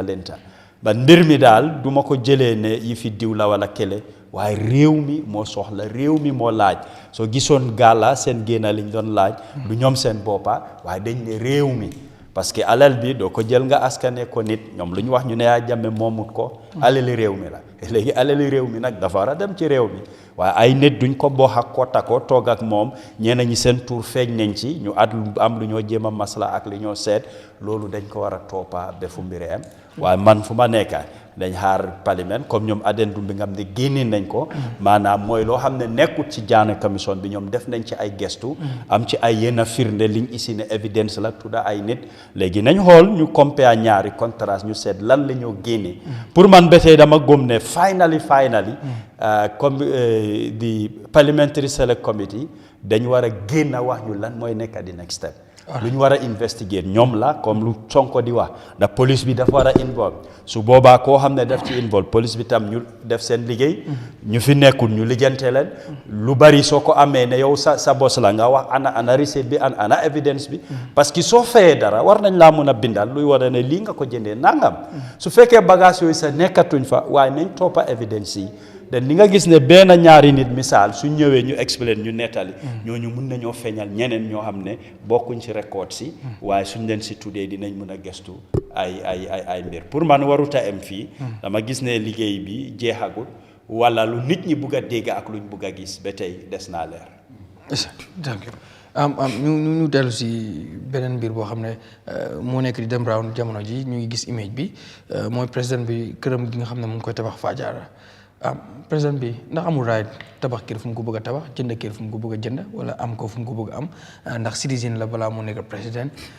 amul right tamit mu am alalam tabaxee ko nu mu ko bëgg a tabaxee because cool yi tamit bëri na si ñu bëri jàpp ne laan bi nu mu ko amee jaaru ci yoon wala nangam ak nangam ak nangam ndax président bi ak kum wutu fii mu Yahya Jammeh gis nga ñu ngi wax Jammeh asset ndax président du jàng du ñàkk muusee di jël loo xam ne bu ëllëgee bu fi nekkatut ndax xam na ne du fi nekk ba faw dina ko amal jafe-jafe wala da nga jàpp ne lu nit ñi di wax noonu lu am la maanaam dafa jël kër gi wala laan bi ci nu mu wareewul daal moo ci sa gis-gis ci loolu balaa may yegg ci mbiru féeri bi ak yeneen mbir yoo xam ne naa ko ci laax. Excuse me, Garme man dama foog ne ku mel ni président state bi ñoo laa dundal ñoo laa solal di dundal sa njaboot di solal sa njaboot di la jox lu nekk yow xaalis yu laa fay yépp maanaam yaa ngi ko séef parce que yow sa boot sa sufa suuf duggee state bi ñoo ko fuuf soo feebaree state bi la lu nekk state bi la ku mel ni président Barrow tey fu mu bëggoon naan war na génne si bopp sampal boppam man de su doon ne man mooy président Barrow tey ñeme ñu ma sax o ruus naa di dem state bi di ma jox laan foo xam ne tey laan yi chief justice la rey loolu lañ wax nangu ko si chief justice ñëw allocate ko moom mu di fa sampa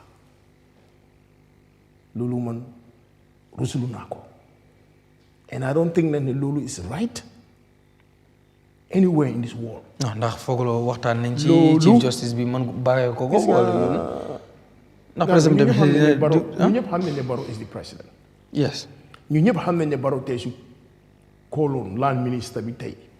ne ko ne ma ne land bi laa bugga waaw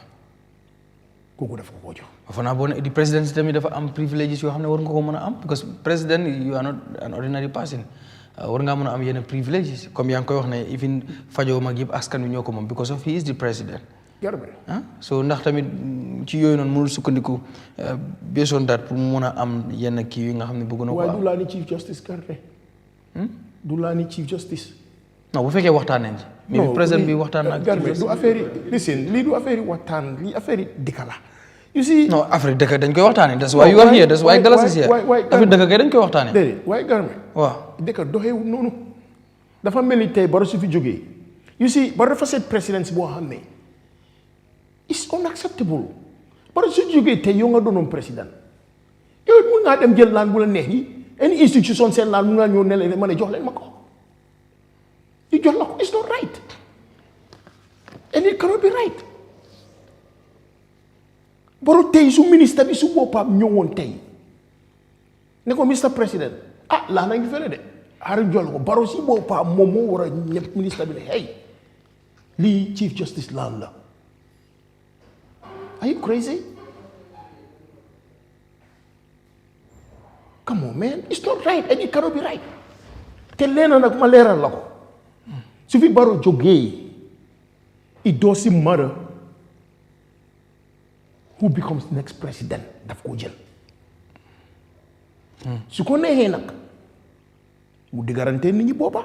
su ko neexee nag mu continuer di fa invest su ko neexee nag mu sampa ko mu mel ni arjana waaye leena ma leeral la ko any other president bu ñëw dafa nangu loolu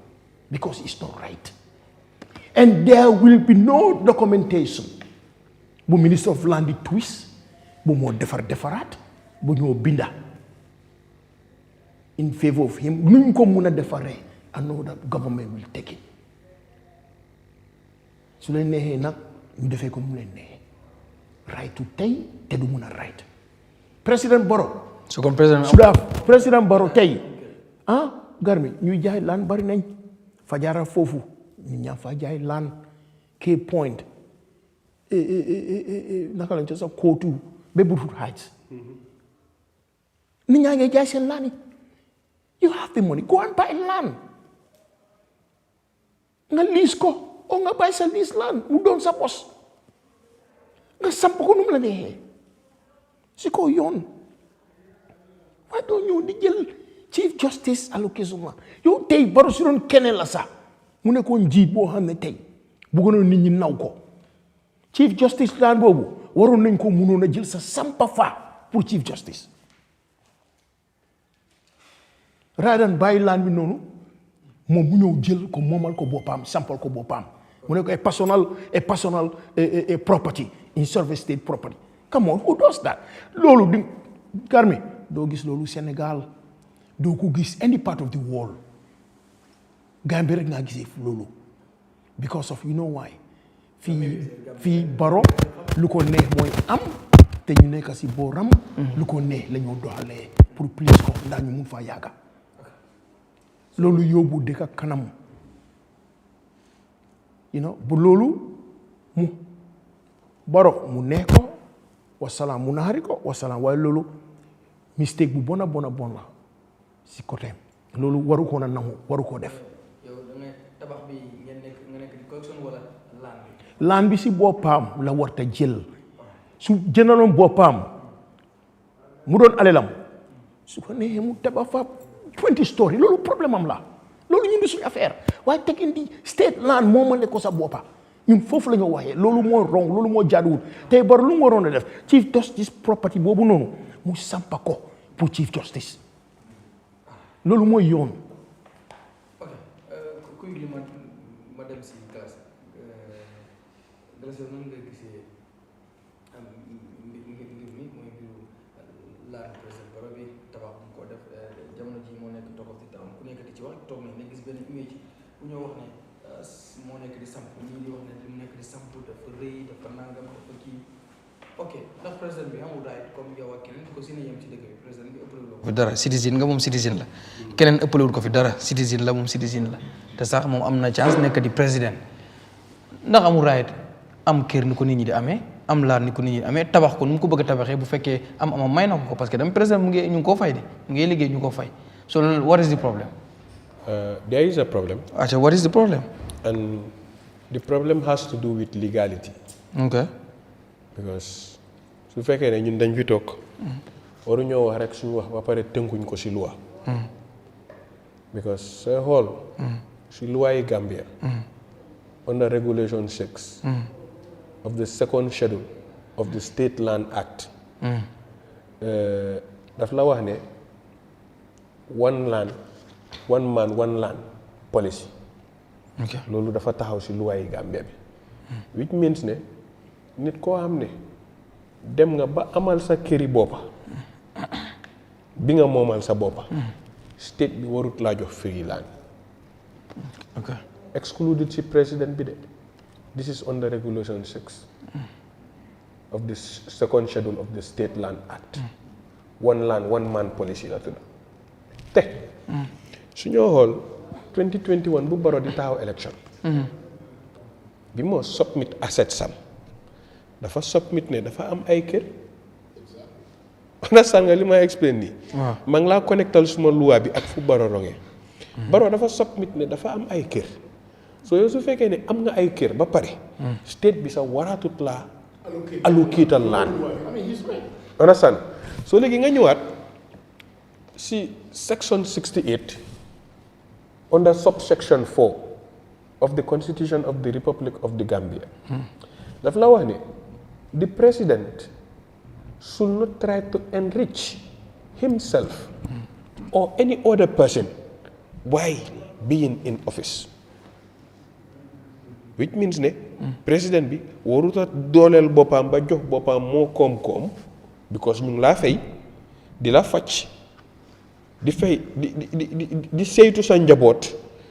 yow sa salary nga koo siif soo yow loi yi dëkk bi daf la joxut right pour ngay accept gift loi yi dëkk bi daf la joxut right pour ngay yow ñooy ñëw di yekkal si bi pour mu mun a am yenn façon yi xaalis so loolu noonu it has been written under section 68 subsection 4 of the Constitution of the Republic of the Gambia. So if you go and take the prime land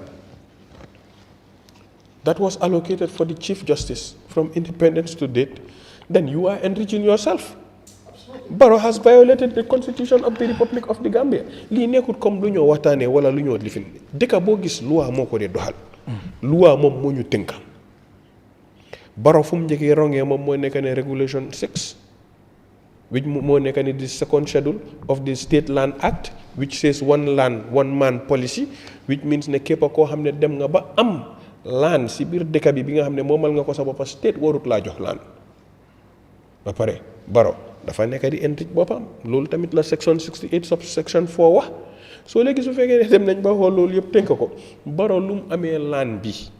ak ni mu ko jëlee illegality gënut a passé loolu si biir dëkk bi. nan la ko jëlee. nga ne nan la ko jëlee. naka la mu ko jëlee. moom moo nekk dañ ko allocate te moom wax na dafa binda si access sam. bi moo taxaw 2021. because balaa ngaa taxaw pour nekk président yi dëkk da nga war a submit sa assets. In his assets, he submitted various lands that he owned. So after that, so ñëwee ba ñëw state bi ñëw allocate la land loi yi dëkk bi dafa dem ba wax ne képp koo xam ne nii am nga land boo moomal sa boppa waruloo dem pour di apply pour ñu la allocate land. Meaning by law, nii lan fooy la war a nekk loolu. Understand nga soo léegi moom warut a use position am pour ne moom dafa war a dem. Pour dem di mënut a use position am pour dem di uti favors either directly or indirectly loolu la ko section 68 subsection 4 wax. soo man su ma wax rek si loi laa ko tënka léegi des na si biir Gambien si soo léegi su fekkee ne dem na ba jël foofu noonu su waay yow dëkk bi nga xam ne nit ñi dara nekkaatut seen poos yi nit ñaa ngi staraan benn façon ngi staraan nga jël moo daan $200 million di ko dem di ko sampee édifice boobu noonu biir foofu. kon kii lii dafa yaaga nekk si dream sami fii koo gis am na dream di déedéet waaye mébét tamit nga nekk loo liggéey Mohamed Dia built a house présent ko boppam si anniversary 25 years anniversary moom ak jabaram kenn complainut because loolu noonu daf ko liggéey ñun ñëpp gis nañ fi Mohamed bi moo nekk quantum ñun ñëpp gis nañ fi Mohamed bu moo nekk quantum net bu moo nekk QCell bi moo nekk Samsung Soul Agent buy tudd ay yooyu déedéet yaa ngi tudd ay GSM yooyu non ma ngi laa wax ne ma ngi laa wax waaw understand na which means ne it is legit money su fekkee ne taf dem na ba jël Brufut Heights moom fa lu mu fa moom noonu it is legit everybody knew Moustapha 30 years mu ngi dugga si biir business pot suma yow su fekkee ne yow dañ la daan dénk ay këri jàmbur nga ko daan feyeeku weer bu dee di jox borom kër yi seen xaalis di fa jël seen commission yow nga toog 9 years later di dem sampa kër boo xam ne moo doon $200 million. he's the president ñu ngi ko fay every month galas ndax lu doon am xaalis bu mën a tafe Barrow suñ ko doon fay président for the next 30 years warut a mun a sampa xaafi kër boobu $500,000 lañ dee fay Barrow waaw kër boobu ngay jar $200 million. non di mat xam nga lu xew you see presidents in South America ñoo xam ne nii dañ dee toog ba wàcca am seen moto bi am seen otli bi ñu dem ñibbiwaat seen neighborhood dem toog gis nga dama toog di déglu Mohamed Kanye mu bind ko in 2017 mu ne politics is a call to service but it is not a rat race to accumulate wealth. Gis nga fu mu nekk politique suñ koo xool rek pour nekk ko defee ko yoon boo xam ne pour am bu gaaw lii moo tax citizenry bi ñu lose hope in the political class of this country. da ngaa xool ñaata nit ñoo fi taxaw nit ñi dañ la dee wax ne dëkk bi amut leadership which means ne nit ñi si seen boppa dañ dee gis ne sànnil ma gën la bii bul ma dee wax ne am nga dream soo amee dreams da ngaa dem liggéey. waaye man it amazes me su ma gisee like ñi ñu dee doxalee dafa mel ni ñuy jànguñ si lu dal Yahya Jammeh. fa laa bëgg a ñëw gis nga li ma laa expliqué. Adama Barrow dafa war a bàyyi xelam bu baax. gis nga PPP bi fi gars yi di jóge 61 Liman Street foofu la seen bureau bi nekkoon yaa ngi gis bi mu fi jógee fu mu nekk léegi immigration moom la ko Yahya Jammeh joxoon ñoom ñoo fa nekk that was the PPP bureau. Yahya Jammeh bi mu fi jógee bureau APRC bi in Kanifing South fu mu nekk dañ ko jox National Disaster Management. Understand? Adama Barrow in the past 9 years everybody can go I am on air let them go and verify what I am saying Barrow has built more NPP bureaus than police stations in this country. The police stations that have been built in this country, the number of political bureaus that the NPP built exceeds that number by 3 times. So which means that so talking about security. And this is a party that only did one fundraising event in Spain. So legi do muna ñew na mané okay legi yow businessman yi bi fi rek la dé gis président bu dé tok ci télé mu né mu ngi drive moto mu né la né bi suma bénn xarit mo ko may. But does he even know what he is doing? And the constitution of this country says that while being a president you should not receive even gifts. So su fekkee ne dem nga ba nga dëkk si dëkk boo xam ne amount bureau yu ñu fi sampa moo ëpp police station US fi binda jël then there is a problem. non waaye loolu bu fekkee NPP ñoo ko def si seen fundraising yi loolu parti NPP benn fundraising bu mag lañ fi def in Spain. non waaye NPP seen député yi keroog gis nga ko war mu ne every month dañoo joxe $10,000. xaaral ma yokk si lu galas di war leena rek du non Dudu même rek ma yokk si requirement bi non bureau bi in each administrative area lañ la pour nga am benn bureau. So you want to da nga bëgg ne Gambia bem that we have less than eight police stations. No, mo ñu sampa baro sampa ñaata waa léegi in the past 9 years ñaata police stations lañ sampa compare loolu la mo wax ni. non waaye xoolal police dégloo li ma la police station yi ñu tabax dis modern police station Serekunda Dudu même rek dafa am lu ndaw lu ma bëgg yokk fii rek right. Okay just waaw after madame Sexy léegi comme lu kii di wax mu ne baro kiram bu moo samp fii let's just say 200 million right comme lu galas wax baro ñu ngi ko fay $500,000 let's say padie mam yu moo am ak yooyu noonu yëpp loolu how many years la ko mun a accumulate how many years la ko non du meñu rek how many years la ko mun a jël ndax moom dafa ne salaire la non may ma rek kan moom majum estate non may ma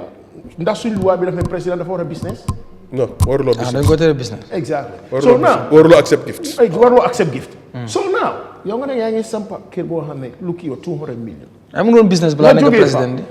ñaata Manka Monkunda la njëkk a sampa. Through Ports Authority. ñaata xaalis moo dugg Manka Monkunda nga jógee foofu mu ñëw di sampali. Right? nga jógee fa. Baro léegi xam nga ne Baro léegi ay Prada Gucci Louis Vuitton rek la dee sol. bàyyi ko loolu téere t-shirt boo xam ne mu ngi cost £500 daala boo xam ne mu ngi cost £1,000 Baro léegi yooyu rek la boo sol so now fan la Baro war a jëlee xaalis yooyu noonu yëpp something is wrong somewhere no waaye Dudu kii wan na ko mu ne président waruloo jël gift right président waruloo business constitution bi moo wax lii so now président si salary nga war a depend dëkk bi nu laa dundal da support now léegi Baro fan la war a jëlee xaalis bu mu war a sampee approximately 200 million like Galas moom wax loolu moo ne 200 ñaata million dollar figo boobu man fan nga jógee fa Manka Monkunda nga jógee fa Baro lu moo sol lu moo mee léegi Baro fan la war a jëlee xaalis yooyu noonu ok alright dinaa ko am naa ko laaj gars yi ñu ne fan nga jëlee sa xaalis bi tabaski yow lan nga gis ci këru président bi mu ngi ko nekk di tabax pour man président bi am na right pour tabax kër am kër comme Gambien si yëpp tabax ko nu mu ko bëgg a tabaxee bu fekkee am na ko te fii foog naa ne ñun ñii ñëpp ku am xaalis bi mun di nga tabax kër bu dàq boobu sax soo ko mënee so what is wrong lan moo wrong si président bi ba wax ji yëpp dugg ci naan ay bu fi jógee bu ñëwee ñu nangu ko ndax jàng na ci Yahya Jammeh nangam yow lan nga foog mooy problème bi. waaw dafa delluwaat rek si waxkat yi am li ñu wax. accord naa si galas section yi mu doon wax noonu. ok foog daa ñun ñëpp dem nañ si ay plateforme waxtaan si jamono bi issue bi jos lié régulation yim caption but problème bi fi mu nekk mooy société regulation regulation 4 dafa wax ne discretion bi is all vested on the minister bi mooy seet leasehold bi ñaata yees la moo joxe mooy seet ndax war na la mën a allocatal moo laan so société regulation bi tamit société regulation 506 li mu wax comme ni ko Galas waxee dafa ne nit bu nekk benn laan su fekkee ne state owned property nga amee suñ gisee ne digga land bi nga amee nguur gi moo la ko jox waroon laa jox beneen land but soo demee section 4 li mu wax dafa ne discretion bi is given to the minister bi mooy determine kan la moo allocate moo land ministre bi mooy determine leasehold bi ñaata years la moo dem 49 la laa jox wala 99 you get it so loolu la man ne da ngaa dem si regulation bi when the state gives you so loolu laa nekk di clair nii loolu laa nekk di clair nii maanaam moo tax may la section 4 dafa wax ne state land act bi dafa wax ne section 4 dafa wax ne ministre bi mu amee discrétion bi minin mu amee doole bi pour mu ne gar mi si moom la aju waaw si moom la aju ndax war na laa yokkal laan wala sa lease bi 49 la ko war a def wala 99 man joxaguñu I don't know you understand so you can mun ngaa dem online you can download the entire okay all right you are right léegi dafa wone ne so da nga baal ma si bi de nga baal ma dafa am question bi xëy na pour clarity comme da nga miné like exemple bu fekkee ne galas am na ay laan waaye nekku state baa ko jox xëy na moom moo ko jënd wala ay daf ko doonee ci maamam comme moom nu mu doonee ay laan ci maamam tey moom su am na right request ci nguur gi ne soxla na laan waaw ok léegi su recusé ñu discretion bi section 4 dafa wax ne discretion bi si ministre bi la des waaw su neexee mu jox ko waaw waaye su ko joxee niñ ko teeloo fekkee jox na ko fekkee jox na ko is legal dafa des si minute loolu la loi bi loolu la wax mu ne bu fekkee ñu mën a interpret ok li ma read my own understanding the discretion is vested on soo readee land act bi section so léegi président Barrow Mankamakunda moom ku ko joxoon non Mankamakunda foog naa family heritage la something like that so li ma leerut mooy kiram bi nekk Yaram Bamba su fekkee ne kiram la private property la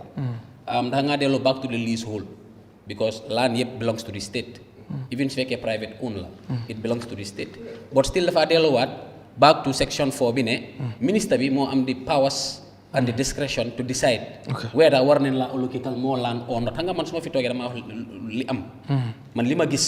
you get it so dafa wane ne we even though section 5 isn't it section 6 dafa wax ne in each individual benn land one land 1% but soo demee section 4 dafa ne jox na discretion bi di state minister pour moom mu seet ku ko ne mu jox ko more land ku ko neex mu seet mu jox la 49 years or 99 years for the leasing you can google it you get it so loolu dafa contradict section 6 so dafa wax ne we have bad laws because su fekkee ne loi bi dafa wax ne benn land benn nit waaye mu am loophole boo xam ne the elites can capitalize on it because société section 4 boobu noonu di way ñi defar the land act they are very smart and clever they tell it in a way whereby they can use it to at their own advantage because doo mën a wax ne section 6 dafa wax ne benn Gambien bu nekk benn land then section 4 mu ne jox na power bi ministre bi mu determine how much land should be allocated to any individual and the timeline of the leasing as well you get it so problème bi yëpp foofu la but man li ma wax mooy it is a bad idea Barrow warutoon a jël land bi soo gisee ma ne Barrow warutoon a jël land bi Barrow businessman la benn ñaareel comme ni nga ko waxee alal lim am yëpp nguur gi ñun ñoo ko yónni yaakamte ko di ko fay salary di ko jox allowance di ko jox protection di ko jox everything man gëmoon naa ne tey su waroon na jël laan bu nekk ba mu des laan bi nga xam ne it was for the chief justice you get it dama gëm ne he is not learning from the previous government because moom dafa ñëw ne Yahya Jammeh ay manson lam sampa Mankamakunda 2016 rale bi ñun ñëpp xam ne nu mu fa demee Kanelaay sorry ay manson la sampa Kanelaay you get it so what's ban façon différence lañ nekk di gis ne lim sampa Mankamakunda këri papaam ba pare nga ñëw gis ne lan la nekk di sampa mu ne ko retirement home xaalis bi dem foofu noonu fan la jógee waa di donos because Adama Barrow ñun aranke si réew mi moom lañ ko dénka man gëm naa ne gar mi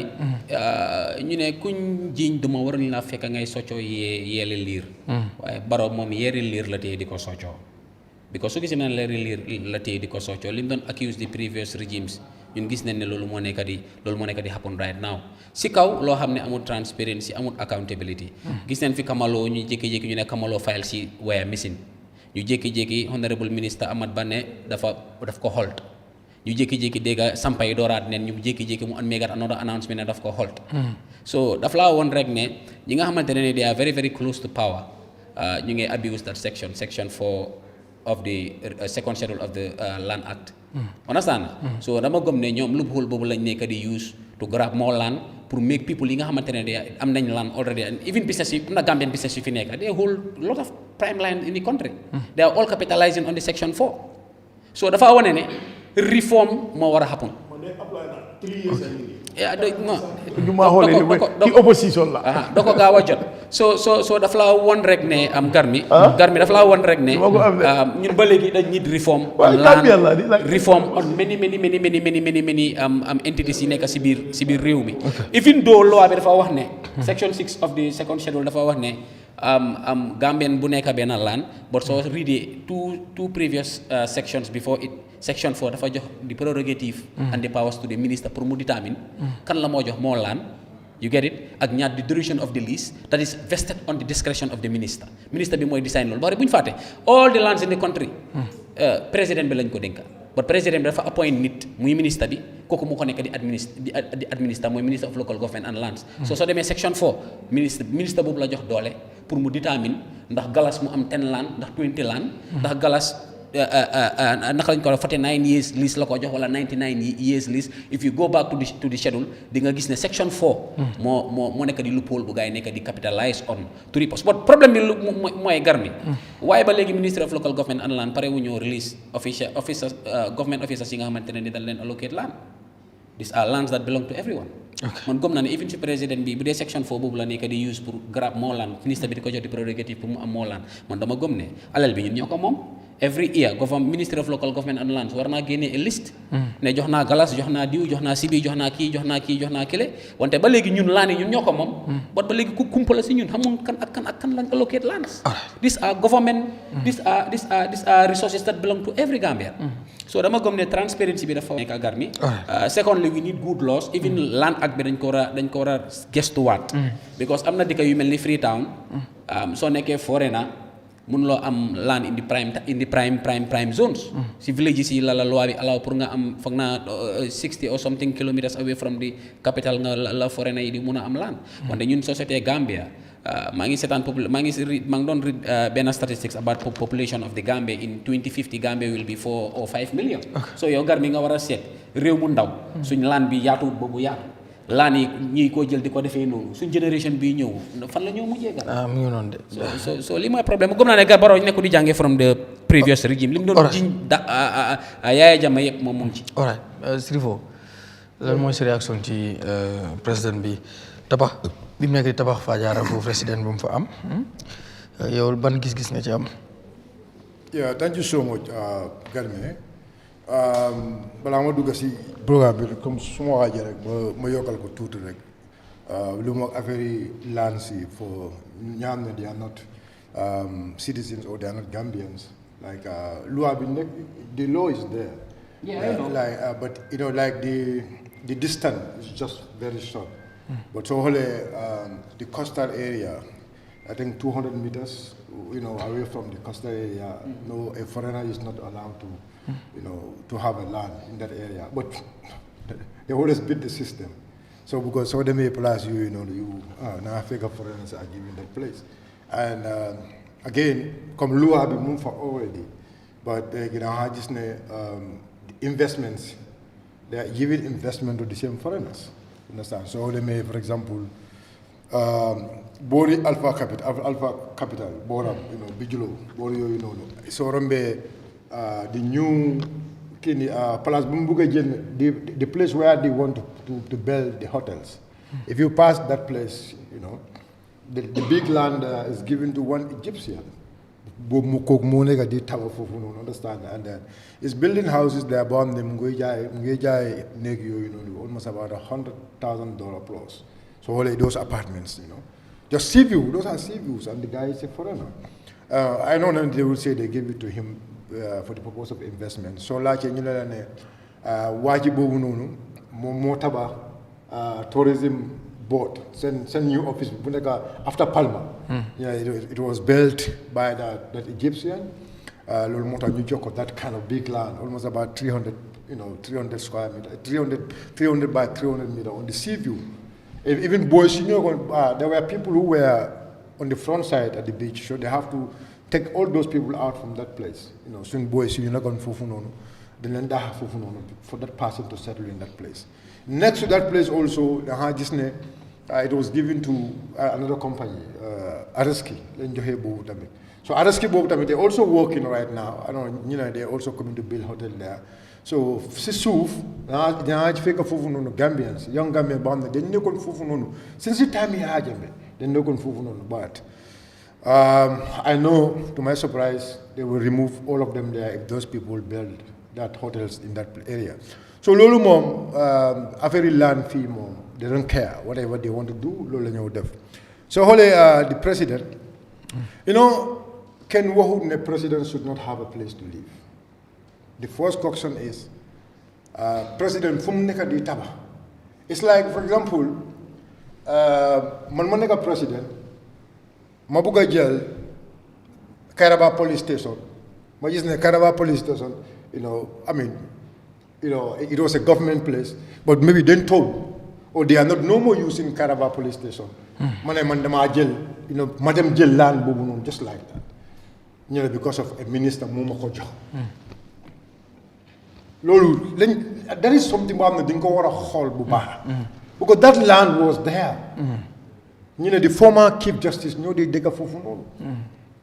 so a serious government what we expect from the president mooy ne they should rehabilitate that place they should maintain that place because we will have Chief Justice and then one thing lañ war a xool bu baax the role of a Chief Justice is very vital it's just like a president almost to a president because baatam the position of a Chief Justice in a country. So that's why, like, Lung provide during the former government, Lung provide for the commissioners, the commissioners, the president, the ministers, and others. Then they provide for the Chief Justice also,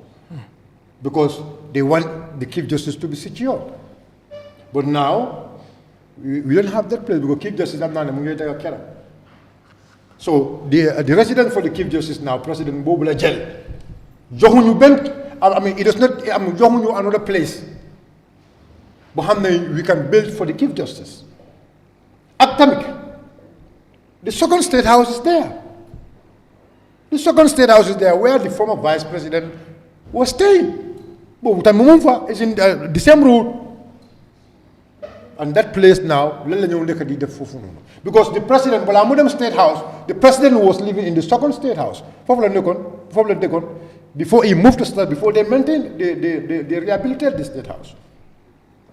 So, president, the want to understand these are state properties. This is the first thing we are agreeing with him. And the second agreement is, president, so hard, president, he have almost about 8 years in power. President Barrow, when he was coming to power in 2016, all the properties he declare all his properties at the IEC. But 2021, time them IEC, the amount of property at Halis, the President Barrow Galas. President Barrow time more them this 2021 200 million like declare 200 million. So if he declare 200 million, I think he can able to build that one. 2017 to 2021. 2016. December 2021. Like he declared 200 million. Yes. I'm not being a private investor who nekk biir Sénégal ku ko offer a house in Dakar mu bañ waaw ay time boobu noonu affaire yi dugal affaire dugal so president Barrow just like moo tabax manka Mankunda ñoom si bi ñëpp ke wax Gambia ko dara autorité ñoo tabax manka affaire baa ngi neexoon just like Gambian Post moo tabax manka Mankunda understand what mean Gambian Post we are financing most of it no Gambian Post What's authority finance? No, Gambia Port Authority, no taba the police station in Mankamokunda. Lolo mom is clear. The police station. Police station. Where's the police station? No, police station. Buneka Mankamokunda. No, that's okay. That was built by Gambia Port Authority. Galas is talking about the compound. No. The compound. I can tell you. comprendre kan moo tabax kër bi ba loolu ban kër du àgga loolu because evidence yi anga yow wax ne c'est evidence so bu amul evidence waaw fekkee amuloo evidence bu dugg si loolu non man bokk naa si because man am na lu ma si dégg waaye is ban kër opposite what Galassi said. ban kër Sirifo ban kër nga nekk di wax non président Barrow kër bu nekk Mankamakou seen famille kër waaw nga time boobu nga ne xam nga si dara ba time boobu noonu dafa nu nga ko tabaxee noonu feyaana wala feyaawut force balaa mooy ñëw non because am nga soo bëgg laaj ma because noonu su ma laajee man nu ma dee laajee man maa xam nu ma dee ñëwee so yow su ma tontu rek dama ne la ndax bi mu tabax Mankakunda feyaana wala feyaawut non man lu ma la laajee mooy ne yow dama bëgg a laaj lu ma la bëgg a wax so in fact gan non ndax feyaana wala feyaawut tabax bi mu tabax Mankakunda tabax waaw please aaral waaw tabax bu mu tabax Mankakunda waaw I know certain people ñoo xam ne ñoo ko dimbal pour mu tabax. so feyaana mu tabax. so ok mu tabaxee ndax amul problème because fajaara bi. ñu ngi wax luwaa bi dégg moo rek luwaa bi. am nga wala luwaa bi comme la kii wax na fii. luwaa mu ne luwaa bi mayut président pour nit ñëw di ko may dara. personnally. gifts bu ñu ko jox Gambien ñaa ko moom. ok. kii loolu la mu ne ay nit ñoo ko jàppale mu tabax loolu kon. waaw loi bi nag loolu la wax. kon loi bi kon according to loi bi président Barrow nu mu tabaxee man ko mun naa baaxul. waaw ok so yow nga ne xamoon nga affaire. waaw non dëggul rek. so time booy lu tax mosuloo ko denounce because of is that xaaral rek am naa ne fu nga bëgg a dem du ma téye man. man am not trying to pin you I'm just asking you question. man suma tàngaay yi ñu ngi fer doo ma téye bàyyi ma wax am nga sauvé da nga bëgg is boobu pour nga mën a téye ma doo ma mën a téye bàyyi ma dem man maa ngi daw. demal waaw ma daw. waaw demal. soo Garmi lu ma bëgg a wax fii mooy ne président Barrow. waaw xam nga lan la dafa war a toog xalaat. Jammeh commission. xalal boo xam ne ñu ne Yahya Jammeh. xalal boo xam ne boobu la am. and Yahya Jammeh soo xoolee bagage am dafa am yeneen xalal boo xam ne mu ngoo am. He get it from Sadawda. Sadawda Bagasam, some of the lands of Sadawda, they said, it was a personal transaction between Sadawda and Jammeh. But when the commission came in 2016, 2017, Luliyab didn't go Yahya Jammeh because when Yahya Jammeh was the president, time Bubla Jena, from Sadawda. And it becomes a state property. That law will always be there. So fekkee ne loolu moom lu wax moo tax ñu jël xalal Yahya Jammeh it's going to be one thing there. Either they return everything to Jammeh if the law does not allow them to take those properties and Barrow also keep whatever loolu lu mu am ne moom loolu la nekk di amee because loi la but loi bi lu mu wax mooy ne when you are a president you should not allow certain gifts but soo ñu xoolee président Barrow yes, you should hand over it to the state because lu tax. parce que wax naa yow lii yëpp tey nga ko xam. non lu tax loi bi wax loolu. lu tax loi bi wax Garmi noo ñëw si loolu. am naa non I will ask you question si foofu mënoo toog fii nii dama la laaj question su ma la bëggee laaj question nekkut ne tey laa xam. waaw ante man nag Garmi. man maa ngi nekk di wax rek man have been talking. ok so yeah. man Garmi ku ma xam. from the time of 3 years. dégg nga man have been talking. understand ande man dinaa wax. anything about the country man dinaa jox wax soo fekkee ne waa dégg yi dañu bëgg ñu génn protest damaa génn ñu protest dama bëgg a understand loolu so président Barrow lu mu war a understand moom ne all what he is having today lu mu nekk di am lépp waaw dafa war a moytu xaalis boo am na ñu ngi koy fay mun naa jël yooyu noonu tabax lu mu bëgg a tabax nobody should stop him from building from his own money because if you are building moom tamit am na right pour jënd kër am na right pour tabax nobody is stopping him from that. Yes. But the bigger question here is, kër bu mu nekk di tabax fu mu nekk di tabax foofu. the land. no dëgg. fii si Sow comme gis nga land chief justice. comme li ma expliqué la it's just equivalent to a state house or vice president's residence. because am na fi vice président bu fi jógee woon bugguma tudda turam. bi mu demee ba nga xam ne dañ ko appoint as a vice président. bëggoon koo defaral këri vice président bi pour mu dëkk fa. dafa waxoon ne pour ñu jëlaat phone show yu defaree ko moom këram because moom këram la mu bëggoon a dëkka. so fu problème bi ñëwee moom moo nekk ne su fekkee ne dañoo use Mamadi Manjang highway bi yooni Tobokoto bi di dem dañ dee disrupt traffic because sa sweepay ak yi yëpp daf dee fekk traffic is already congested. waaw man Desi moom serious mu ma over xaaral sax Desi serious mu ma over disturb suma side man su ma dee xëy serious mooy romb foofu ak kii boobu booy yaa ngi kii suñu trafic serious bu jàllale noonu rek dem kii yaa ngi ko xool ba si président galas bi ma wax ni daf ma ñor de waaw dama ko fàtte woon serious léegi bu ñu dem bu mu jaar yaram mamba nag jaaree beneen side yaa ngi ko xool ba si président waaw nag fut fu mu jaar booy man tamit yaram mamba foofu noonu maa nekk imam yaa ngi ko xool waaw man maa nekk imam yaram mamba bi man tamit dañu war a yaa ngi ko xool ba si current waaw soo léegi yaa ngi ko xool ba si current vice président bi soo gisee lu tax ñu jël Fajara ban vice président nga doon wax non du ma tura turam soo yaa ngi ko soo waaye mu ngi dunda déedéet ma ne du ma tura turam non galas fii suñu réew la loo fi ñëw di wax yoo xam ne ay du ma tudd turam damay kii di joxe ay half information I have my reasons what are your reasons xanaa li nga wax noonu kii wut dafa is sensitive or these are my reasons soo gisee lu tax ma laa wax lii moom moo nekk gis nga Fajara ak area boobu soo gisee lu tax mu stratégique dañ bëgg a su fekkee ne da nga faa dëkk ba pare yaa ngi war a dem liggéeyi Banjul soo jógee rek eega Banjul su nga xam doo disturb trafic bi lu bari doo disrupt trafic soo léegi su fekkee ne yow you have your private property war faa mun a nekk foo weekend su fekkee ne dafa nekk foo xam ne nii like it's a cosmopolitan area nga war faa dellu weekend from Friday to Sunday that is not a problem but yow da ngaa bugg a ñëw 7:30 bugg a dugg si waat biir Banjul fekk nit ñaa ngee ñëw liggéey si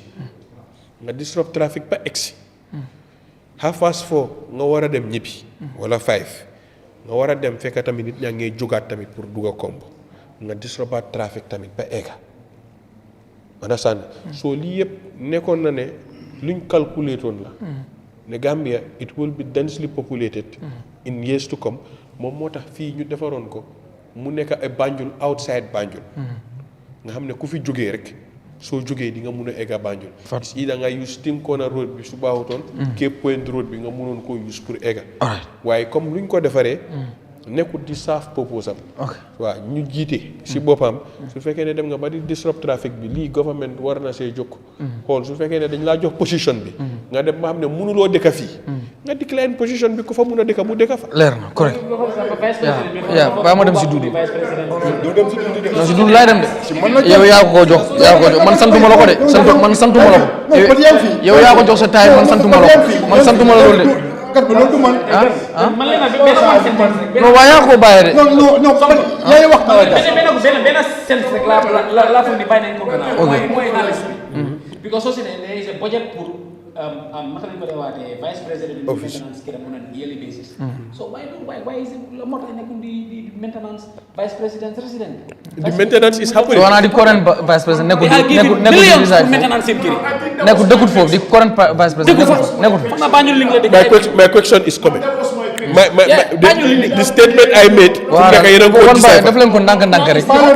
waaye noo xaaral maa ngi ñëw si yow 2 minutes ma dem si Dudu waaw please no not yet because Banjul ding la de ñibbi every time that vice president it was maintenance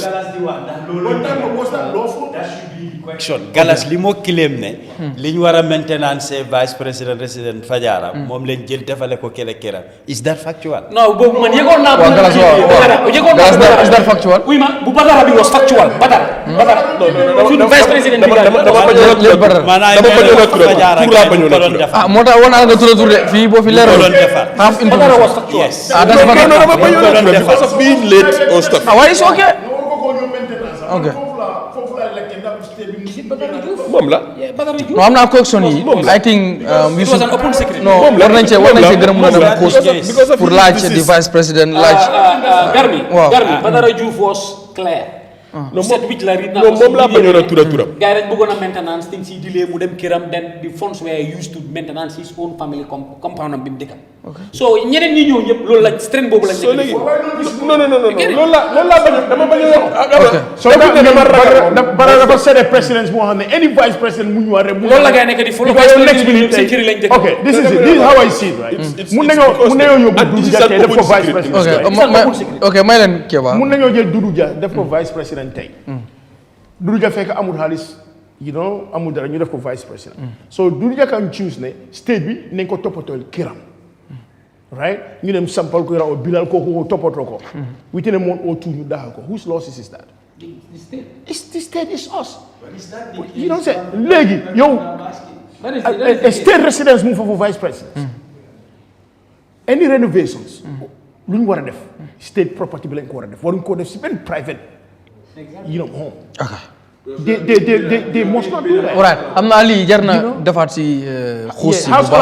baax nañ jël loolu ñu toppatoo ko seen kër. Alright, quickly Sonko ma dem. Yeah, please may leen ko waay. Alright, yeah. So affaire vice presidency. You see, right now, the recent vice president, mu ngi nekk all the way to Farato loolu la digga. Yoon boo xam ne yoon bu dee jël pour dem Kerala, understand? They have to make that road all the way to his house. Farato. Yoni Bojankunda, although Yoni Bojankunda, that one is part of the government's project. I'm not. But what I can tell you is that project, you must give credit to the vice president because of time Bungo appoint that make that project to be so project to fast track. Understand? So like if you look at the traffic issue, lolu mom benen work la comme lu work dañu ñew ci lolu another time. Right? But what we are seeing here is second state house move for it is meant for the vice presidents. But that place is not been used by a lot of these vice. Finally, Dr. Asset Toure was once there, sometimes up and down, sometimes Brikama, sometimes they make a Fofu mom, I can vividly witness that. Time mom not on a vice president. But time mom buy Fofu no. The other vice president can understand that. That land is there. So by Fofu no, ngay neka di dem Bakaw, fofu ngay am president mom fu nek de bo moy place Chief Justice. So romé nga am Keri Sada wala Kaira Bajawar. Yon bobu non, you understand that area. So land, what we are saying is President Barrow, lu mu understand moy ne ken waxul ne président do warlo am ker ba so xolé tamit Bakaw so démé Bakaw bi trust bank nga trust bank bu nek Bakaw nga nek di laaxu ni pour dem fale Key Point Johnson bobu nonu opposite trust bank Johnson bobu nonu bobu tamit it was a state land. Come on, go there, you see. It's given to the elites in Kobe. Yes! State land na. Jog len ko. So far Adama ma wax la. Again. So it's okay now. The Uncle Frank, I don't know the for Senegalese fun school bu nekk body field bi. The Francophone school bi, Francophone bi. Opposite that place, ja oil bu fa nekk. Jammeh moko momon o moko si sol si kena. All right. And that place also is sold. Ñata lañ ko jaay si ja oil. Okay, all right. So there are a lot of coxon about generational wealth. All right. So we must ask the president about the generational wealth. All right, thank you. This is about Mr. Ja. And we must ask the generational wealth. Simple. All right, it's okay. Mr. Ja, ñu ñëw si mbiri président bi ñu ngi woon ci laan bi tabax bi nangam. Yow ban gis-gis nga ci am yow? Yeah, it's okay, please. Why? It's okay. ñu am benn soo ñu jox du dama ci dese am lu ma leer. Waaw. En bari na am indi jox ma. Dama gëm ne ministre bi war na cee def ay leeral. Because mbiri loi dafa sew. Man mun naa jàngal loi li ma foog ne loolu la loi bi wax. Soo demee ci ñi nga xam ne ñoo am di legal background dañ ko firee differently. Tey suñu waxee ne ok ku nekk benn laan nga war a am waruloo am beneen léegi li ma laajte mooy state bi su ma joxee laan ma dem ma sampa ko jox na ma laan ma sampa ko def fa li ma faa def léegi su ma demee ma jënd beneen laan lan mooy xew liñ ma joxoon dañ koo jël léegi li ma fa sampa nag so dafa am yoo xam ne soo ko buggee firi literally rek mun naa laa isil jafe-jafe wana ma gëm ne loo xam ne is private fooguma ne state bi dina teg loxoom ci loolu ne comme que am nga lii rek waruloo am leneen dégloo suma wax bi dégloo suma wax bi mooy ko xam ne amul du jom waaye ku am ba pare mais jarul loolu la la ñuy di wax xam nga am fi moo njëkkee non waaye loolu du problème state bi lu seen problème mooy soo amul ñu may la soo amee ba pare nag waruñu laa may waaye suñu la may ba pare after su la neexee su la yàlla wërsagalee nga jël kenn loolu sa problème xam nga yi fi loi la ñoo wax waaye loi bi loolu la tëralee loolu la ñu di wax yow xëj na li ma fi maa joxoñ nga nekku de loi suñu waxee lii la loolu la war a nekk waaw loi suñ ne lii la loolu la war a nekk man maa nekk di laajte loi bi lii la wax loolu la léegi jox na ma man sampana ma dem ma am ma dem jënda yeneen naka lay def ak bi ma jox su fekkee loi bi dafa ne ku nekk benn nga war a naka lay def ak yeneen yoo xam ne ma ngi ko war a moo tax maa laajte ndax loi bi exactly foofu la junj foofu la joxoñ comme foofu la jéem a leeral xam nga gis nga wax yu bari nit ki mun naa toog ne ok mbir mi lii laa si dégg evidence bii lañ ma jox leneen génn mu utee loolu bari na fii du jeex xëy na dinañ ci ñëw ci waxi féeri bi luñ doon dégg fii bor la waaye dee doog di dee tey kenn du génnaat wax ne bor la so minut ne nit ki information bi nga dégg liñ la jox rek nga génne ko loolu moo ko conclure so moo tax man yu bari dama ko dee dégg waaye su ma ko buggee wax dama cee bugg a am firnde yu leer ne mbir mi nii la fa tëddee waaye su ma déggee kii wax lii keneen wax keneen wax léegi ban lay jëm at the end of the day dafa mën a confuse nit ki man loolu moo yàgga nekk suma taxawaay mën naa see joxe exemple loo xam ne Eyeafrica fii ci benn programme lañ ma ko laajee woon mooy KMC time bu mbali torok si ñëwoon ñu def ma ci ay laaj opposition laa nekk mënoon naa see sànni ay kaddu waaye biñ ma laajee loolu they can go back to the records dama ne aw ma ci lu leer li ma dégg nit ñi di wax loolu laa ci dégg en loo xam ne aw ma ci lu leer du ma wax rek ne because dama bugg a ŋaaña oo dama bugg a attaque oo dama bugg a doya di la man su ma wax ci dara dafa fekk mu óor ma ne leen mbir mi lii nit ñi dama de mën a am ñoo xam ne sa ñuy liggéey place di ma jox information dama laa laaj evidence soo ma joxul evidence du ma dem toog fenn wax ko loolu yàgg na ci man parce que su ma ñëwee Eyeafrica ma wax ko ñu ne ma ana evidence bi lan laa wax Sonko moo ma ko wax loolu soo demee court du la ci génne ever since non dama lekk di leeral bari na sax bari na lu fi galas di wax ay manka mang ñi ñoo ko sàmpa kii mooy lii non waaye bàyyi si foofu bàyyi Doudou Dia mu wax moom nu mu bëgg a waxee kii moo maa laaj man maa ko laaj bàyyi ko mu wax moom nu mu bëgg a waxee yes waaw mu ne kenn ku am ne président Barrow boobu leen ko jox dégloo suma tontu dañ ko fees big fees lañ ko def foofu noonu dégloo suma tontu bi xanaa dafa romba fees bi léegi yow yaa not di host kii mooy host ok wana dëgg li ma laaj man tontu laaj naa ko ba pare man maa nekk di leeral ci fi lu wax te foog naa ne am naa right pour ma am nga si right kay keneen su waxee leneen du ma ñëw toog ne la doo wax li wala man laay wax man lan moo dee nekk suma taxawaay ak yéen yi maa wax lu tax maa koo wax loolu man la en ma ne la du léegi laa ko commencé de yaaga na if you go to the archives nga dem dig foofu di nga ko fa fekk man si lu ma xam laay wax lu ma xamul du ma ci soona comme dégg naa kii wax rek o nit loolu la ma dee loolu laay dem nettali ma ne la man I don't do that loolu yaaga na bi maa nekk opposition pire laa la ñoo xam ne ñu ngi doon liggéey in government dañ ma daan jox information du ma dem toog benn media wax ko soo ma joxul evidence léegi su fekkee kooku daf ma bëgg a sampal na soo man yooyu dama ci dee bàyyi xel all right why Doudou okay is it okay pour président bi jël ci justice land di fa sampa lu mel ni is it okay with with your own conscience do you think that's okay dégg loolu maanaam ma ne la waaw li ma ci dégg ci ay wax non waxuma laws or dama yow personally is it okay ndax looloo am non waaye lu moos mooy sampa gis nga it will go back to loo xam ne su ma ko laajee yeah please ñu dem we are running out of time please Sonko ara rek Sonko no it's okay now léegi Sonko Gambia please allow Keba to ask his question dégg naa olof man lu ma la te mooy président bi si boppam génn si na wax na si affaire yi këram bu moo sampa mu ne mooy daabo mu wax affaire yi kër gi même génn si ñëpp gis ne lu mu si wax si affaire yi këram bi remind ma right dafa wax ne nu mu ko jëlee is not right well no my point is rek ndax yow Yo, I suppose. Lala president was secure. We are running out of time, please. Bu ñu nekkee si lii dinañ dem te ñu ngi am ñaari two more topics. Yo, with your own consent, do you think that's okay? No. Muy sampa jël naa ni Chief Justice di fa sampa. Yo, do you think that's okay? Man loolu mooy suma question. Dafa jël naa ni Chief Justice. Loolu la gaa yëpp wax di. Gaa yëpp. This is the point I am saying. What the minister said it. No, it's okay now. Harama dimbele la. Yow nga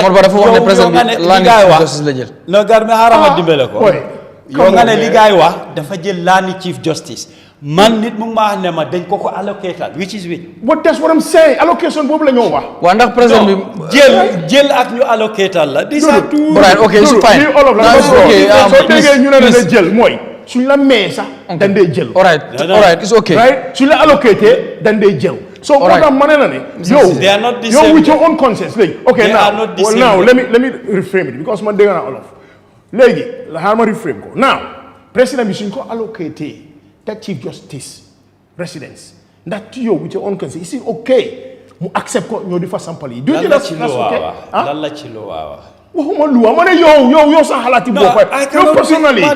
not speaking about laws. Dudu wax na lu mu bëgg wax. I'm asking you, what do you think? Okay. That is it okay? Waxuma affaire law. I'm not talking about laws. So morality nga nekk morality. I'm just asking you. What do you think? My discussions on that. All right, that's fine. Then I can sound my opinion. Tontu na la de. All right, I mean, so meaning, it's okay, meaning Dudu does not want to. He don't want you to ask him. But I am not the guest and you are not the host. Wow. But he don't want you to ask him. I know, but he don't want you to ask him. Why? No, President Barrow, it's okay, Sibi. You're not hosting this program.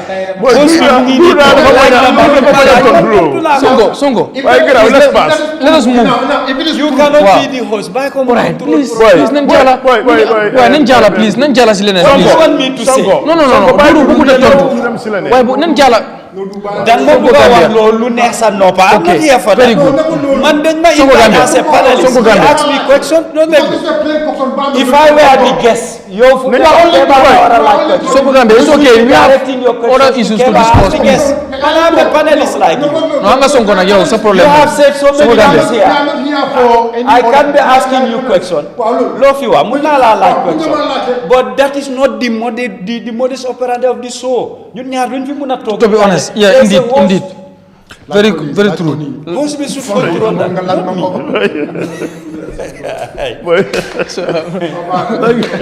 Okay, it's fine. It's okay. All right. Wow, it's okay. Let's move. Yeah. So Mingok, mbokk yi ñu ngi Sunu Réew ci Eyeafrica TV dinaa ñëw si seen comments because maa ngi gis am ñuy wax ne Garmi waxal sa panelists yi Sibi and Galas dañ dee focus lot si phone bi. Okay, no problem. I will tell them. Yeah, they say that ñu ne they focus a lot on their phones. So ñu ne dañu war a déglu ñoom tamit seen yeneen panel su ñoo wax ñu kon yeah waaye ñoom noonu lañ ko gisee so ñu noonu foog naa ay wis wax naa seen jàmbat waaw jotali naa ko ma ñëw si léegi dañu ñëw si quickly si State of the Nation address ëllëg la war a nekk si National Assembly président bi dina fa dem ni ki ni ko constitution bi santaane ne at least at bu jot war na faa dem benn yoon State of the Nation address nag coow li ñu ne bu président bi demee lan la président war a wax yow lan ngay xaar si président bi loo xam ne bëgg nga koo dégg si président bi am tomorrow man su ma déglu na wax xam naa ne statement am yëpp yëfi politique la moo nekk parce que loolu la yàggaa def dañu wax taliyum defar waaw xam nga rek naka lañ ko def féeri bu ees beeg waaw xam nga Gambia ni yooyu rek la ñoo indil parce que politique rek la moo wax ba pare si politique yàlla nekk waaye man su ma déglu na fine développement bi mu def fine yu mu war a def fine mun na ko see boole waaye tamit issues yi go on suñu dëkk bi ak jéego yu moo jël o yu mu war a jël pour faj issues yooyu noonu I believe ne yooyu daf ko si war a def su boobaa doomi dëkk bi dinañ xam ne ñu dey problème sangam lañ am te président bi problème sangam la see bugg a def oo la si def oo problème sangam la ñu séentu right waaye bu mu den jël statement boobu yëpp politicize ko yëpp pour campagne for next elections so man I mean this is my take I just believe ne xam nga nañu wax suñ problème yi dëkk yëpp parce que pour loolu la dëkk bi moom for the past year bi yëpp you know like I said yu mu def yu mu war a def you know problème yu ñu am jéego yi dunda bi miiti na xam nga lu moo def si suñ dunda ak lu tax dunda miiti xam nga lu tax you know all sorts of issues suñ am war na ko see boole and then moom I mean lifin yu mu war a jël jéego yu mu war a jël pour faj issues yooyu noonu ak yu mu war a def yooyu daal yëpp war na ko see boole so bu mu ko politicize daal bu mu ñëw daal xam nga lii laa fi def féeri bi nii lii because I mean election year la and then mu bugg a just sell his agenda no bu ñu waxee state of the nation address I don't think that's state of the nation foog naa war na see mën a boole féeri bi because currently loolu moo nekk that's new comme di féeri comme mu wax ne indi nañ ñu féeri bi because foog naa last year sona la promission loolu foog naa bu ñëwee war naa promise tamit ne deliver naa suma promise because sona last year wala year before last bi mu ñëwee si state fii la waxoon na ne Gambia by end of 2025 dinañ amee ñu féeri yes I think ne bu ñëwaatee bu dellusiwaatee fu mu ko waxee woon war naa mën a waxaat ne waaye tamit waaw bridge bi ñu still on the project still on so ñu ngi si xoolaat beeg because of even GPA Gambia Port Authority seen MD bi démb am naa ko on Eyeafrica wax na loolu ne ñu ngi si kawam waaye dinañ ko bridge waaye tamit nañu wax waaw diggoon nañu fi dafa wifi biir Kaama yëpp nañu wax tam lu tax wifi biir Kaama yëpp xam nga waaw nañu wax tamit lu tax waaw Banjul Baara daf ne woon ne daf koo bridge waaye tam bridge bi ñëwul lu tax bridge ko non boobu ñu ne still on boobu moom président bi wax na si keroog di nga ne waa xëy na dina ci àdduwaat suba loolu la promise yi ñu jox yëpp soo yëpp yaa ngi koy xaar ëllëg si waaw nañu wax lu tax yooyu yëpp amut alright yooyu yëpp na ko si boole I mean it's fine I mean obviously am na few things yu mu def tamit yu baax yooyu tam mun na ko see boole am na si problème nañ si boole yu baax yi waaye tamit yu muy dig defu ko yu mu fail tamit nañoo boole ko si ne dama fail si ABNC te jox ñu reason lu tax mu fail ABNC waaw ba pare tamit nit ñi yàgg nañ di joytu si dëkk bi regarding corruption nañu wax tam yan jéego la nekk di jël pour mun a stop corruption bu nekk si dëkk bi nañu jox reasons lu tax dunda tamit seer parce que Gambien yaa ngi jooy xam nga dunda miiti na amin dunda seer na amin and Garmi you see what's the point why do we elect a president right soo gisee réew di elect président pour mun a ease right the burden of the people or sax pour ne rek ne pour coono nit ñi nga mun koo jeexal war président mu ngi ko jëlee benn tey man musuma gis ñu ne am na lu wàññeeku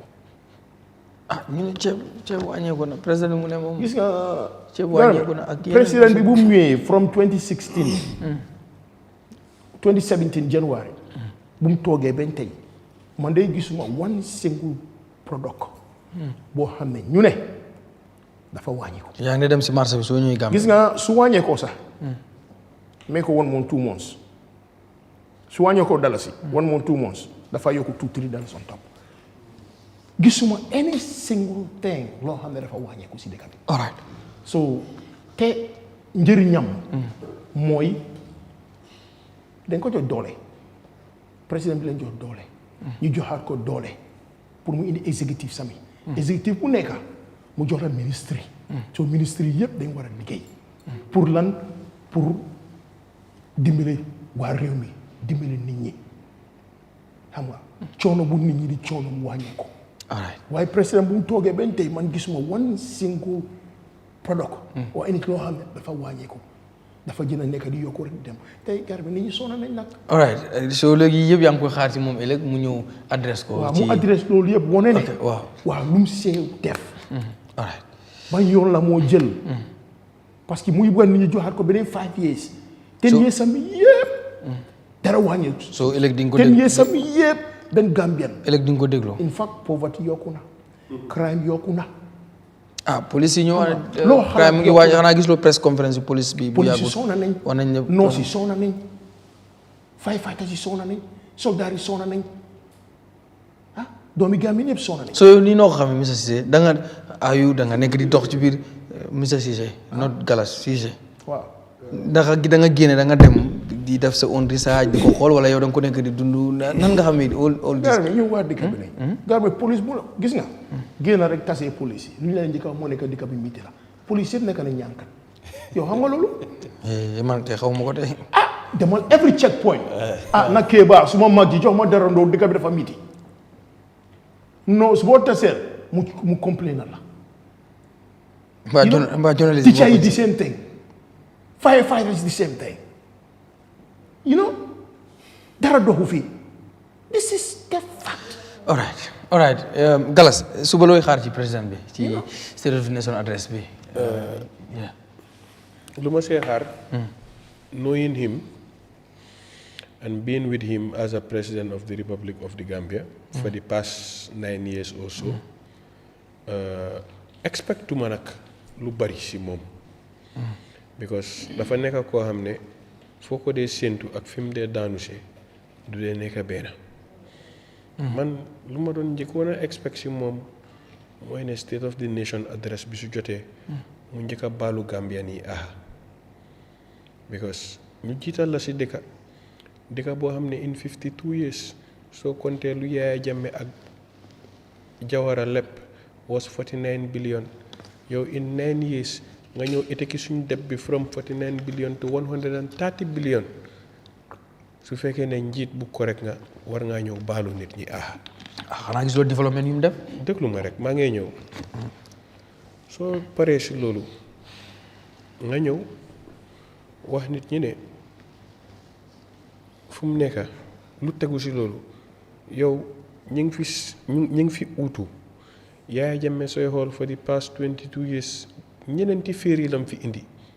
te coow jugut. gars ñu ne féeri yooyu du brand ñu féeri ay féeri taxal la déglu waaw waaye soo waxee mun naa la da nga maa déglu dama interject da nga maa laaj waaye gars ñu ne féeri yi yow fu nekk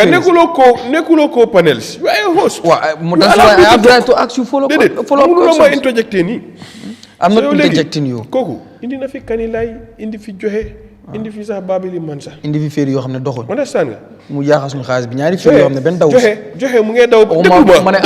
aljumdu ak kansala ñaari yooyu benn daw si daf ko dañ ko jënd yàqal suñu xaalis bi it's not right joxe buñ ko commission déglul ma rek aljumdu laa wax ak kansala da nga maa déglu joxe buñ ko commission was in 2004 August waaw joxe am na ñaar fukki at ak ñaar fu mu nekk mu ngee daw ba tey soo bul dee man su ma laa wax dama laa statal facts joxe buñ ko njëkk a dawal pour mu dem baara ñu commission ko mu ñëw maa ngi toog Banjul. man waxuma la joxe de. aljumdu ak kansala da nga maa déglu xam nga fu mu nekk. man li ma laa explainal li ma fekkee la. féeri buy daw 22 years su fekkoon ne scrap la dem toogi yow sa prédécesseur lépp na les indi na fi ñeneenti féeri coow jubut yow in 10 years ñeneenti féeri ban ak ban. indi wut fi kanilaay. waaw. indi fi kanila waaw xaaral may ko moom laa laaj indi fi baabili man sa lañ ceeñ tuddee ko kunta kinte boobay wan booboo mujjee waaw balaa boobu ñu indi kanilaay waaw balaa boobu ñu indi joxe waaw balaa boobu ñu indi baara ban ay baara ngi fi yoon ñeneenti féeree nekkoon Banjul baara ban mooy man kay man xamuloo ko ñu dëkk Banjul xam nañ non man jàll naa fa several times baara am na fa baara ban xam nga waaw waxuma amul de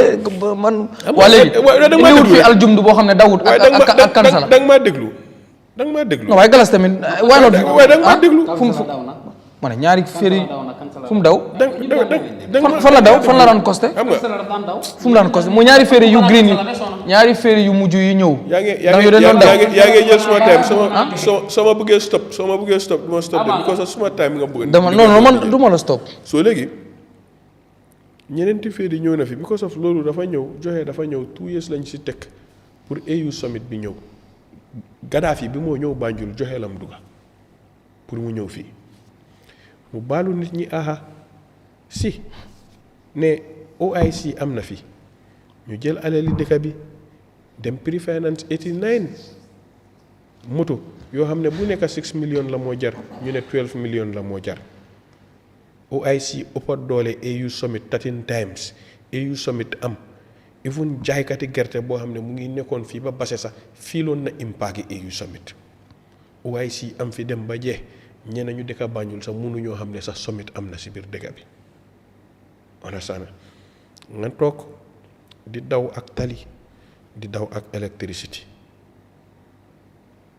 nit ñi ñu ngi toog xaalis nekkaatut si biir poche góor ñi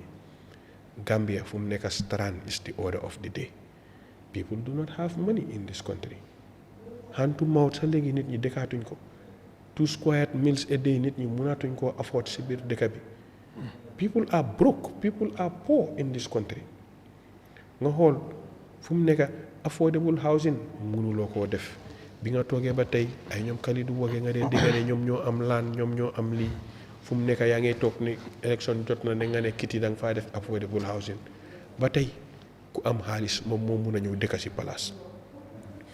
mu war a toog war a ñëwaat tamit baaluwaat nit ñi tamit si ahane alali Yahya Jammeh ñëw na fi over billions mu ñëw ba tey mënuñoo gis full list mënuñoo gis kan moo amee mu war a ñëw baaluwaat aha tamit si ne 66 xale plus dee nañ fi buñ fi dee kenn xooluñ ko accountable su doon dëkk bu correct la ministre boobu noonu daxa nañ ko mu ñëwaat war a baaluwaat aha si ne tooki si seen ship bi mu ñëwee ba dem xaalis bi ministre bi ñëw toog ne dañ ko war a ñëw fay si biir nguur ba ñeleen ñëw flag ko ne fay nañ ko loolu yët ñu waroon faa daxa keneen mu jël di fat ay sàccakat lii yëpp waroon naa ñëw taxaw si kaw ni mi nit ñi baalu ko aha ne Gambia it's turning into a drug hub bu nekk Gambia fu mu nekk ecstasy pills yi bu fi Yahya Jammeh doon nekk kenn xamut ko woon taay foofu la nit ñi amoon fu mu nekk Gambia is a drug hub bi nga xam ne fu mu nekk jaaykati taay yi ñoom ñooy sponsor jumaa yi ñoom ñooy sponsor taana biir yi ñoom ñooy sponsor lu nekk ñoom they are the Robin Hoods in this country ba nga xam ne they have protection from all angles of society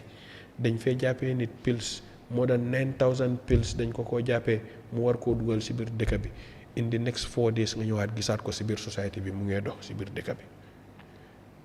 here is a country of some people but it's not a country of everybody because of justice bi mu ngi nekk loo xam ne nii impassion mooy mu ñëw jégalu président bi dafa war a ñëw jégalu Gambien si lépp yu bari yim lépp suñ bor bu mu jëlee from 49 billion yóbbu ko for 130 billion président bi war naa ñëw CFA boo xam ne nii fekkoon na ko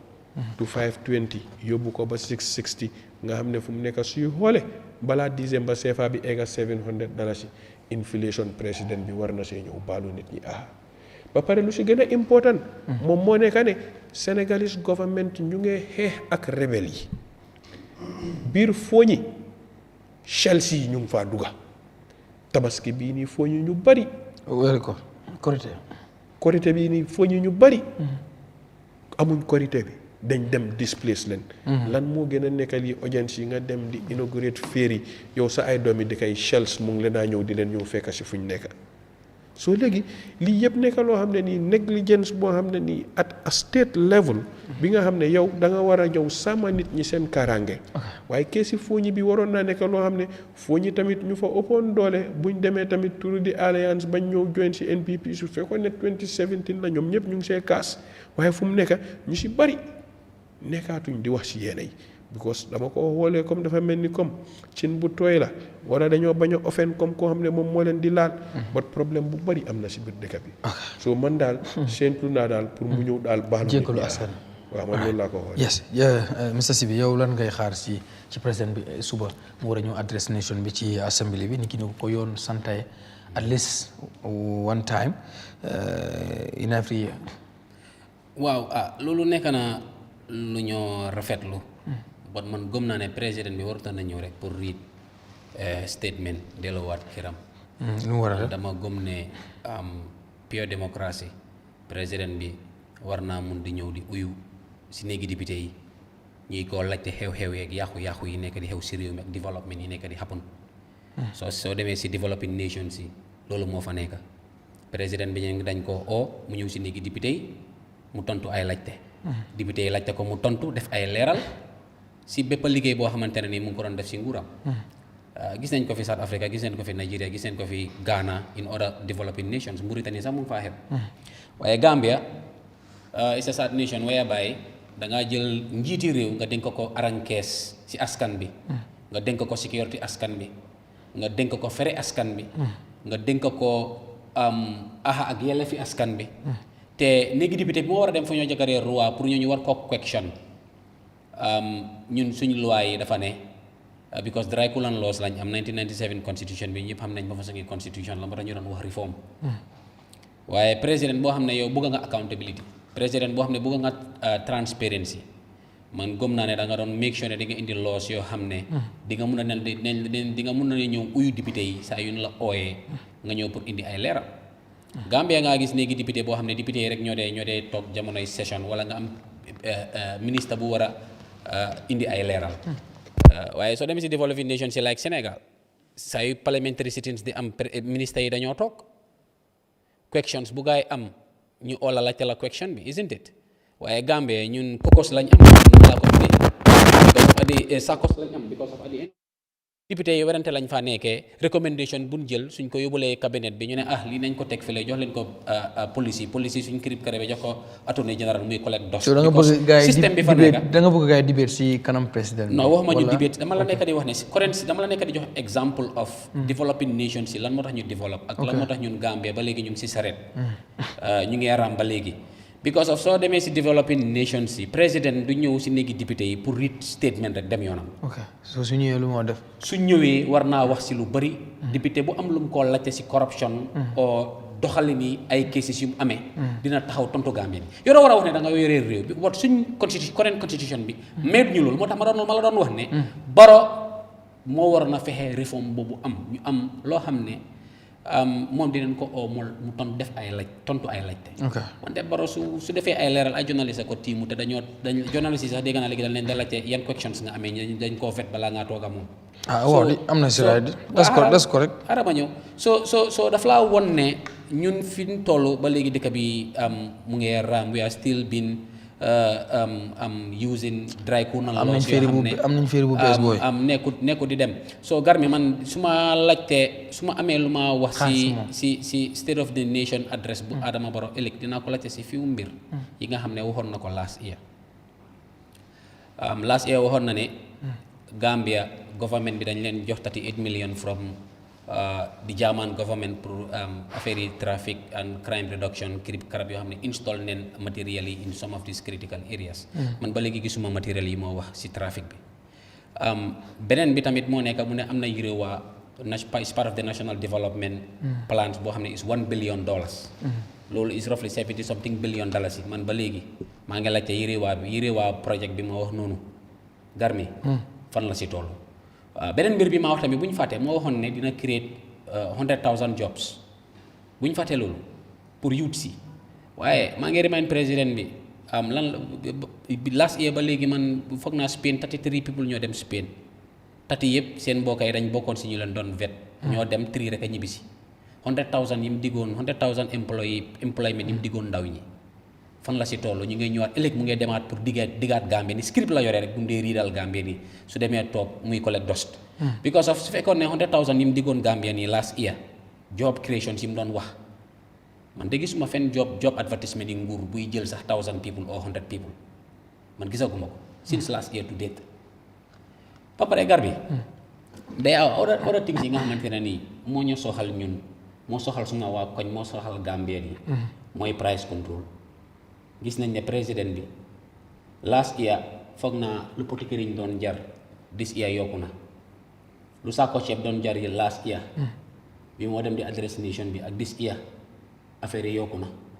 lan la nekk di pare pour wax Gambie ni when it comes to price control because buñ fàtte ndem si yàlla si interview na ko fi mu ne government mënut a control price man su ma nekkoon président Adama Barrow bis boobu dama doon resign from the government li si doon yeneen dëkk yi la like Brazil o yeneen dëkk yi nga xamante ne ni comme Sénégal nit ñi gën a neen si dëkk bi gën a neen si mbedd bi bu yàgga président boo dénk sa réew muy set price on importation si port bi di set price yi food container di set prices on food product kooku mu taxaw mu ne la moom mënut a control price so man gëm naa ne ëllëg war naa mun a ñëw wax Gambien yi yan plans la am pour suñ sustainability ban plan la am pour suñ food security because ba tey wax bi dem na ñëw na man dama gëm ne daal daf day dem rek riit lu moo riit dina si boole féeri bi because of buñ fàtte tamit féeri bi lan la diggoon Gambien yi mu ne dafa bridge Banjul Barra fan la bridge yi Banjul Barra bi toll. non gars yi ñu ngi si. ah gars yi ñu ngi si xanaa démb seetaan loo. non yéen da ngeen dee déglu président. dañ dee déglu président bi. démb wax na ko si sorry. on Monday bi moo commission soo gisee ñun léegi sax ay waxam man suma maas gi ñoratuma nu ma waroon nañ ñoree bu ñu fàtte président bi moo ñëw woon 3 years fan la mujjee. 15 years mu ne dafa utaat beneen temps moo waxoon tout temps daf ko seal sign ko. waaw mu ne Amat Ba moo ko wax Amat Ba moo ko wax bu mu kii. oui ma fan la mujjee na fàtte 3 fan la years. mujjee so dafa nga gis ne kooku tey su waxee xale yi ay wéyal lañ ko dee jàppee ak. non wax na fi féeri bi deliver nañ ko. wax na fi rural electrification gis nga mu ngi dem wax na fi yeneen ak yeneen yaa ngi gis mu ko def. waaw féeri bi tamit wax nañ ne. waaw. gis nga dëkk bi yëpp na te waru wàllu daaw parce que ñëpp fii lañ ko tuumal accuse ko ne moom moo tax waru toog fay fii sax day continuer wala si boobaa mu génn si léegi ne Amat Ba te ñëpp fii lañ tuumal daaw no constitution bi moom mu doon fight on constitution because constitution bi 5 years la constitution bi wax. yeah because yéen tamit yéen fi wax constitution ci mbiru laan ak. man dama leeral man non galas laa wax sax nga ne Darboe naka. man waaw wax na si loolu dëgg because yow yaa fi toog léegi di wax di legality of that Fajara resident. ne loi bi lu mu si wax. waaw Darboe was talking about the law. legality waaw so léegi. legality So when we are having our agreement, where was Darboe? so When we are having the agreement, where was Darboe? Darboe was not present. That was not there. mu ñëwoon si jël bi so That was not there. li ma So mu génn I just want to make that clear. Ne Gambia ni we have to apologize to Darboe because lu nekk yëkkati ko fi ne moo tax waru toog moo tax mu continuer lu nekk. ok so nga jeexal man dem. pour ma tënkaat mbir yi rek gën a leeral moom li mu nekk di explain xam nga Darboe moom lawyer la bi Barrow waxee 3 years moom génnoon na wax ne constitution bi 5 years la may kii nii président waaw président Barrow leeral na ne ba naka lañ ko dee waxatee Amat Ba moo ko waxoon pour mu bàyyil wax ji waaw but coming to the subject man gëm naa ne président bi war naa gën a mun a wax Gambien yi li tax ñu dénk ko am suñu affaires muy lekka beeg naan beeg sécurité ak yeneen ba léegi moom last year wax naa ba ne the sovereignty of the nation santa gërëm am forces yi ak police yi waaye ba léegi ECOMAG ñu ngi fi ba léegi te li gën a jaxal Gambien yi mooy Gambien nekkul si woo nekkuñ si woo da ngaa jaara baara gis seen moto yi ñu ngi taxaw loo xam ne suñ sécurité fraternité bi mënoon nañ ko def moom su gëmee li moo wax noonu ne moom Gambien soldier yi jàmbaar leen suñ service men yi ay gallant soldiers leen man gëm naa ne we have more competent individuals Gambian army bi moo gënoon a professional Senegalese army bi even when it comes to the international standard because of ñun ñoo demoon na ba toll foo xamante ne ni AU Gambien yi ñoo daan gën a dem peacekeeping than even Senegal and the sub-region but dafa dem ba nga xamante ne ni tey niñ portrayé suñ military bi yaa ngi dem si 10 years léegi why are the ECOMAG still here su fekkee ne moom gëm na sovereignty bi moo wax ak suñ armed forces bi bu dee loolu lu déglu la si moom su fekkee ne sécurité bi moo wax mu ngi fi last year loolu la waxoon ne Gambia is a security nation mu ngi sant di gërëm security fraternity bi armed forces bi and so on and so forth na try mu uplift well being of the soldiers ba pare mu make sure kii security fraternity si nga xamante ne ECOMAG soldiers yaa ngi fa ñu nekkul si woo li problème bi ñu amoon saafara nañ ko mooy dañ amoon nguur ku bëggoon a fokkati élection si yàlla def ñoom ñu ñëw ñoo si taxaw pour ñu dem nañ amaat nañ suñ army bu structure def nga fi 10 years man foog na is high time Gambia mu nekk a sovereign state su ma ne mu nekk a sovereign state doo mun a oyee sa bopp a sovereign state waaye still foreign military personnel ñu ngi fi ak seen full gowns and seen full gears with guns and everything pour nga ne ñu ngee tànkaat suñ féeri yeeg suñ yeneen idée yi nga xamante ne nii is the sole responsibility of the military lii yëpp nekk na ay mbir yoo xamante ne nii daf laa woon rek ne moom dafa am leneen lu nekk si boppam bi wala leneen luñ ko gëmloo. waaw sécurité bi gëmu si dara su gëmoon suñu sécurité du nangu foreign army bi nekk fi still. te Casamance mu ngee tàkka te ECOWAS de muñ dimbale Sénégalais yi. Casamance dañoo wante dégg ak ak Sonko lan nga xaar si président bi ëllëg what are you expecting from him because mu ngi war a address the nation tomorrow state of the nation address. Garme man lu ma nekk di expect from the president mooy ne president need to come mu wax ñu our state of economy I mean what is the state of our economy loolu moom we expect the president to come and tell us and then expect tamit president dafa war a ñëw tamit mu wax ñu lan la def the past 10 years in office or 9.5 years in office ban liggéey ak liggéey la def suñu économie bi fan na fekk suñu économie bi when he was coming and then tey suñu économie bi fan na toll that is something bam da daf ñu war a waxaat tamit suñu civil service reform because these were some of his promises promise yi la jox ñu time boobu na comme di ñëw daf ñu war a wax the state of TRRC loolu tamit we want the president to tell us nguur bi what states are they right now be position jumalata because yale yam mansa jele mansa la ko be nyame mansa nimmoli ta ye tombon e nata mol kan tumara me kana mol kan e ka fenne fo moli that's why every single political party ni kana ni la manifesto la kana ite mine mula miru ite lefta mine kela ite be mine dokula ni mule ke president sai wala na go Gambian ko lu sai e nyanta ka president Barrow ka nyinin ka sanji town ay mine doku nga namol mel jo nga kodol mel jo nga kodol mel dundi masakunda kono wo kodol mulu president Barrow ay dundi mun tole we expect the president to tell us that tomorrow because samala be kela our last State of Nation address in the Parliament, inshallah. So we expect him because accountability is very important. So now expect like a president in the Nara, I have a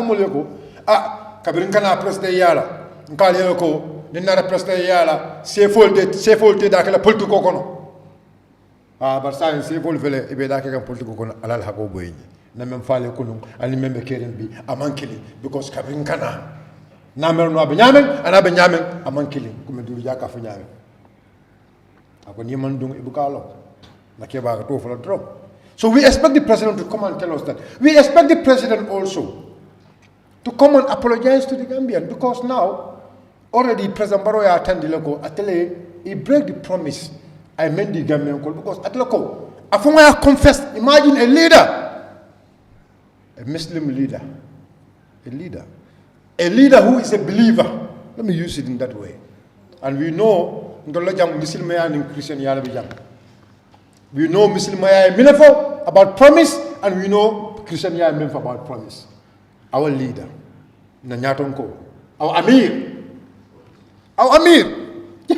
our Amir, natakalo nyato. Ay lahido tinyaning ala dongol tema.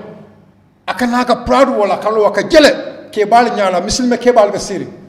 Allahu Akbar. Muslim kebal basiri Amir of the country. Kafoko karle kate ko wallahi do menk ening banko dingol tema wallahi do nying nyina wala kakalo kacha an Amir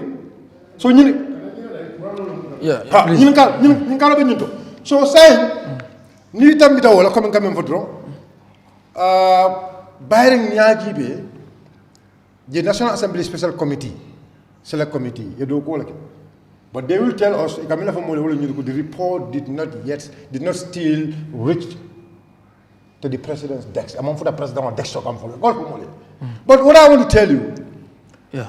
this is something the president, the moment the investigation start or the moment they table it before the assembly, the president made a press conference. And a press conference I mean for investigation at a more to coma.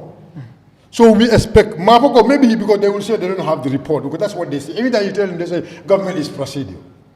So we expect him to tell us something about that one also. And then again, Please, we want the president to tell us the amount of loans I mentor. Because President Barrow, when he was coming to government, Gambia la Julo, the debt service of this country was almost about 40-something billion. But today, not Julo, Adama Barrow da my mentor. All say that Yahya Jammeh Jawre mentor. All right, thank you. President Barrow, I have a money. You need to update the Gambians. I have a money. I tell Julo mentor because why I'm saying this. We don't want to. Thank you, please. This is very important. We just have 4 minutes. Okay. 4 minutes. No. We will have 4 minutes to go. So Lieutenant, okay. Lieutenant President Barrow because Nigeria, Senegal, Kabring ila former President Tata, IMF Nata, so we expect the president to tell us clearly, because this is the state of nation address. Thank you. And we need the parliament to ask him this question, but unfortunately, thank you. All right. Vice President Thank you. But we need clarity. Thank you. CNN review, but he's Vice President, you're ready for let the president tell us thank you. What he have achieved. Thank you. The promise he gave us, I will fail, I will fail. All right, thank you, Sirifo. Doudouja, lan ngay xaar ci president bi ëllëg. State of the Nation address. Maanaam fu réew mi toll. Waaw. Moom point su moo ici State of the Nation address loolu du waxtaanee kaayam. Soo xoolee li passé from experience. Li ci ëpp ci ñetti mbir la dee tënku. Mooy condition of the country. Current condition of the country comme tolluwaay réew mi. Li ci ëppa loolu lañ dee ñëw mu gaare bokk na ci yooyu mooy government policies and programmes. Maanaam li nga xam ne nguur bi lim def ak li nga xam ne moom la fere. pour lu moo ñëw def ci. bokk na ci yooyu itam mooy like the administration of the state comme naka la nguur bi nekk di yóbboo réew mi. ci ni mu ko doxalee. moo tax na la soo xoolee yi passé yëpp. ci loolu lañ ko dee tënka te yooyu sax doo dee mën a isi yëpp. fa am yoo xam ne yuñ dee seppi ci yooyu la ñoo ñëw waxtaan. so lii laa cee séentu li passé yëpp loolu moo daan ñëw. fooguma ne bi yoon dina utee wala ñu isi loo xam ne dafa doon guleen. lii laay séentu ci sona bi yéen. mi go jërëjëf thank you so much unfortunately time bi jeex na tak amoon na beneen bu bëggoon laal waaye unfortunately duñ ko mën a laal Mr. Keba thank you so much for honoring our invitation ci ñëw bi nga ñëw kontaan nañ trop the notice was very short waaye despite that ñëw nga so kontaan nañ ci trop di gërëm tamit suñ paneliste bi Galas Cissé di gërëm Sibi di gërëm Mr. Sonko di gërëm tamit Doudouja di nuyu ñaawru ak yéen ñu doon seetaan seen comments tamit unfortunately duñ mën a read waaye am na ku ma gis mu ne ma Garmi we all know that you are NPP 100%. Thank you so much di leen gërëm yéen ñëpp yéen ñu comments yéen ñëpp ñu leen di loolu Garmi man maa nekk NPP ñi fi toog ñëpp they are all opposition. Yeah, so nekkoon NPP. Yeah. Kon naa ne da ngaa isi waa NPP. At least okay. yow rek seede la. At least so mi ngi di leen gërëmaat bu baax nii la rek di leen jaajëfal bu baax di gërëm tamit ki nga xam ne moo si jàpp di leena ak team bu mu àndal yëpp muy Mamas Design nekk fi nga xam ne mooy Kololi koo xam ne rek bëgg nga ci yëre bu mel nii wala bu ko dàq rek du yëre góor rek la ñuy ñëw góor jigéen yëpp la ñuy ñëw dem leen foofu ci ñoom. Even boo leen mënti am li nga xam ne mooy wedding lépp rek mën ngeen dem foofu noonu ndomba baa ngi nii 7878 869 ñu ngi ba Kololi loo leen bëgg foofu rek boo leen koolee ñu defal leen ko team bi ñoom ñëpp ñu ngi foofu ñoom Leena ñoom Mohamed ñoom Cumbe ñoom ñëpp di leen nuyu di leen wax tamit Eid Mubarak